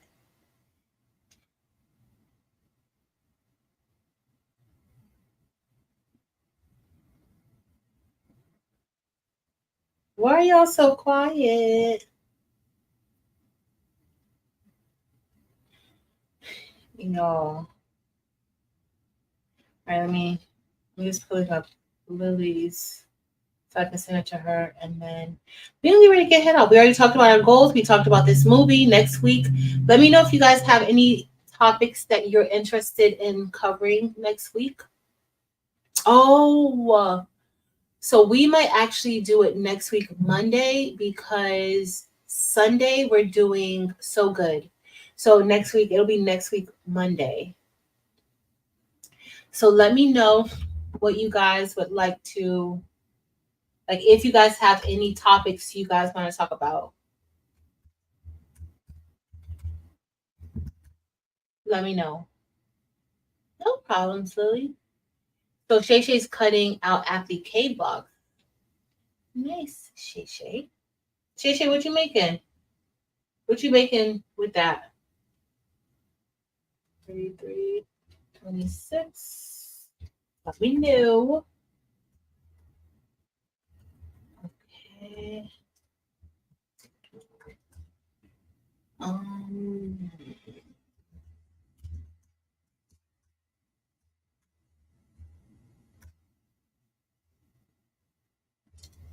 I see what you said. Mademoiselle Chanel is a good book about Coco Chanel. Nice. My best friend told me that too, Barb. Delonda's using Peter's phone. Not tomorrow, but the next week, Monday, we're gonna do where I come on over here and do our lives over here. The only thing is like I was just asking if you guys had any topics that y'all wanted to talk about. This week we talked about this movie, but next week we're gonna get back to our regularly scheduled meetings. I do consider this like a meeting, y'all. For me, this feels very much like a meeting. We're discussing our goals. We're talking about different things. It's like a work meeting. Like I'm working and we're meeting at the same time. So I do look at it like that.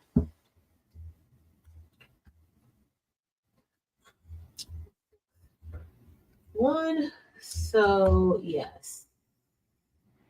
Yes, yes, yes. 12. 8. All right. Let me see what you guys said. If you guys said anything. I'm finally working on my quote. Okay, so Shay says from her quote. Last year I made over 20 quotes for the late 20 quilts, Shay Shay? Wow. So an entire quote of applique blocks on block and the line is group like docking.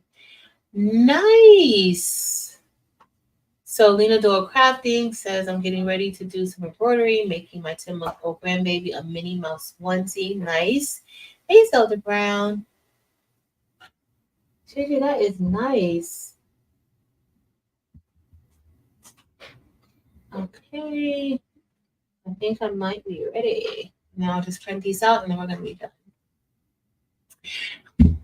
Delonda, I thought you were starting the book club. I thought we had this discussion already. And I think we were on the same page.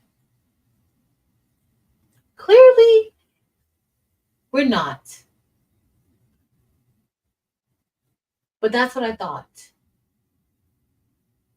Later, Barb. Barb, see you next week. But I'm not gonna be on until Monday next week. But I'm sure we'll see each other maybe Tuesday or so. But have a great week, Barb. I'm about to get off soon too. Have a great week. And thank you for hanging out and listening to this movie review. Oof. All right, let me do this. Steph, how much cutting do you have to do? And did you get SS6 designs or SS10 designs? Evie, crazy. It was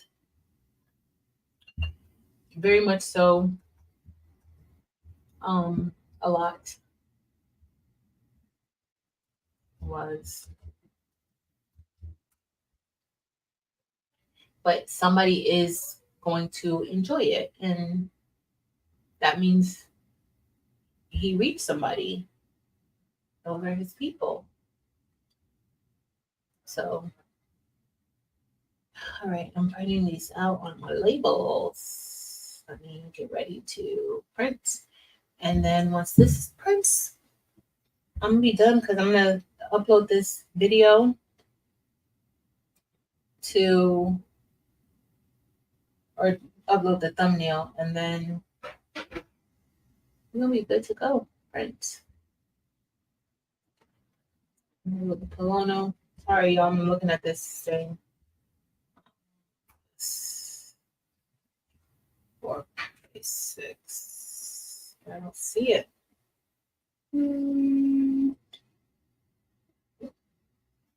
I don't see my size, y'all. All right. Print.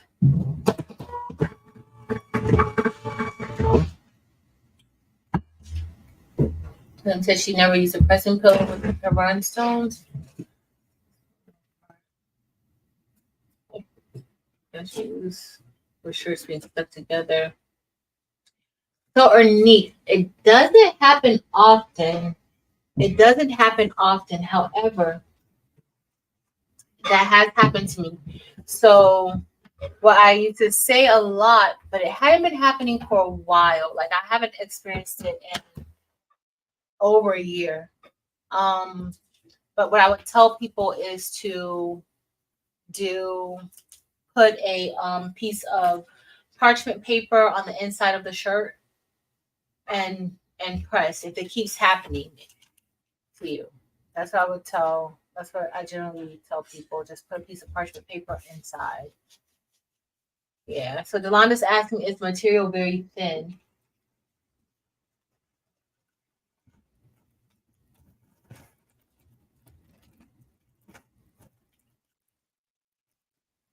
Yeah.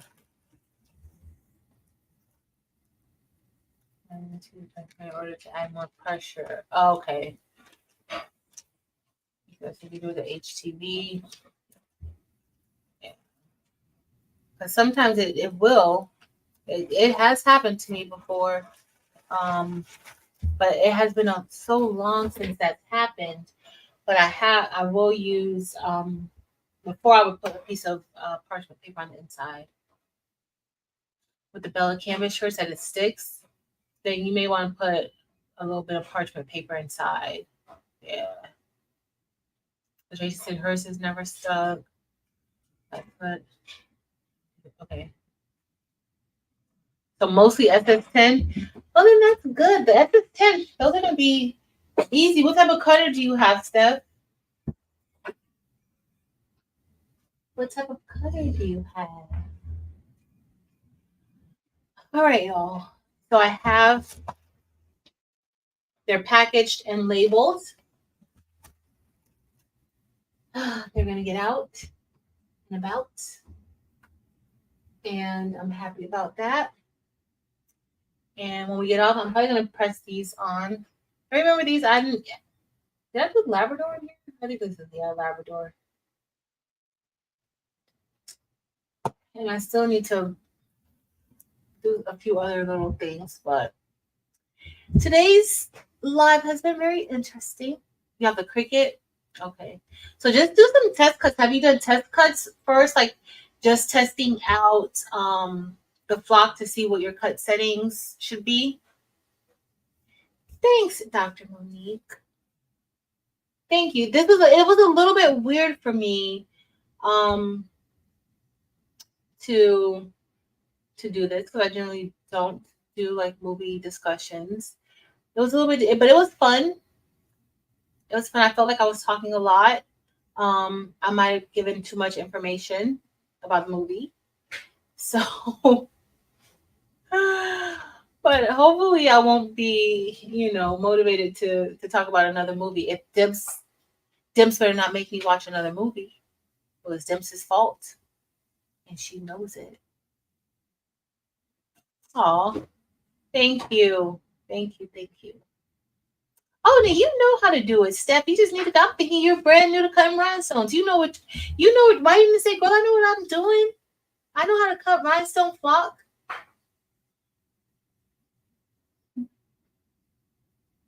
Awesome, Mylene. That is awesome. That's what Dempsey. She said it works for her really good. So nice, Steph. You're gonna love it. You are going to love it. It should work just fine. Like the setting to you should be just fine. All right, y'all. Are all hearts clear? Because nobody gave me a suggestion for next week's discussion.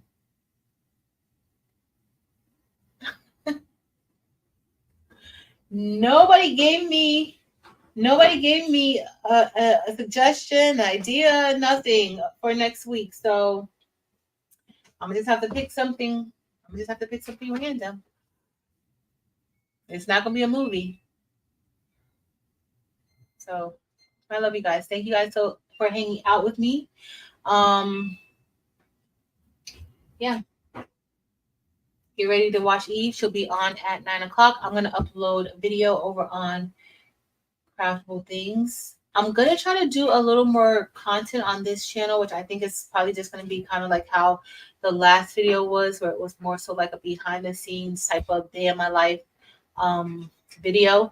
I do have like our trip from last year that we went on that it's still in my iMovie where I uploaded it. I may just edit it and put that up. I have a few like that I could just edit and put up over here. But I still don't know 100% where I'm taking this channel. I know it's not going to be my true crime channel, but I just don't exactly know where I'm going to really take it. What did I say? We can talk about Christmas. Oh, we can talk about some Christmas ideas. That is a good one. That's a good one. We can talk about some Christmas ideas. Delonda keeps talking about book club. Delonda. We'll see. We'll see what we can do. Thanks, everybody. I love y'all. Have a great week. Make sure y'all head over to Evie's tonight, 9 p.m. Eastern Standard Time, 8 p.m. Central Standard Time, and y'all know the rest of the time zones. All right. Until next time, y'all, I'll see y'all later.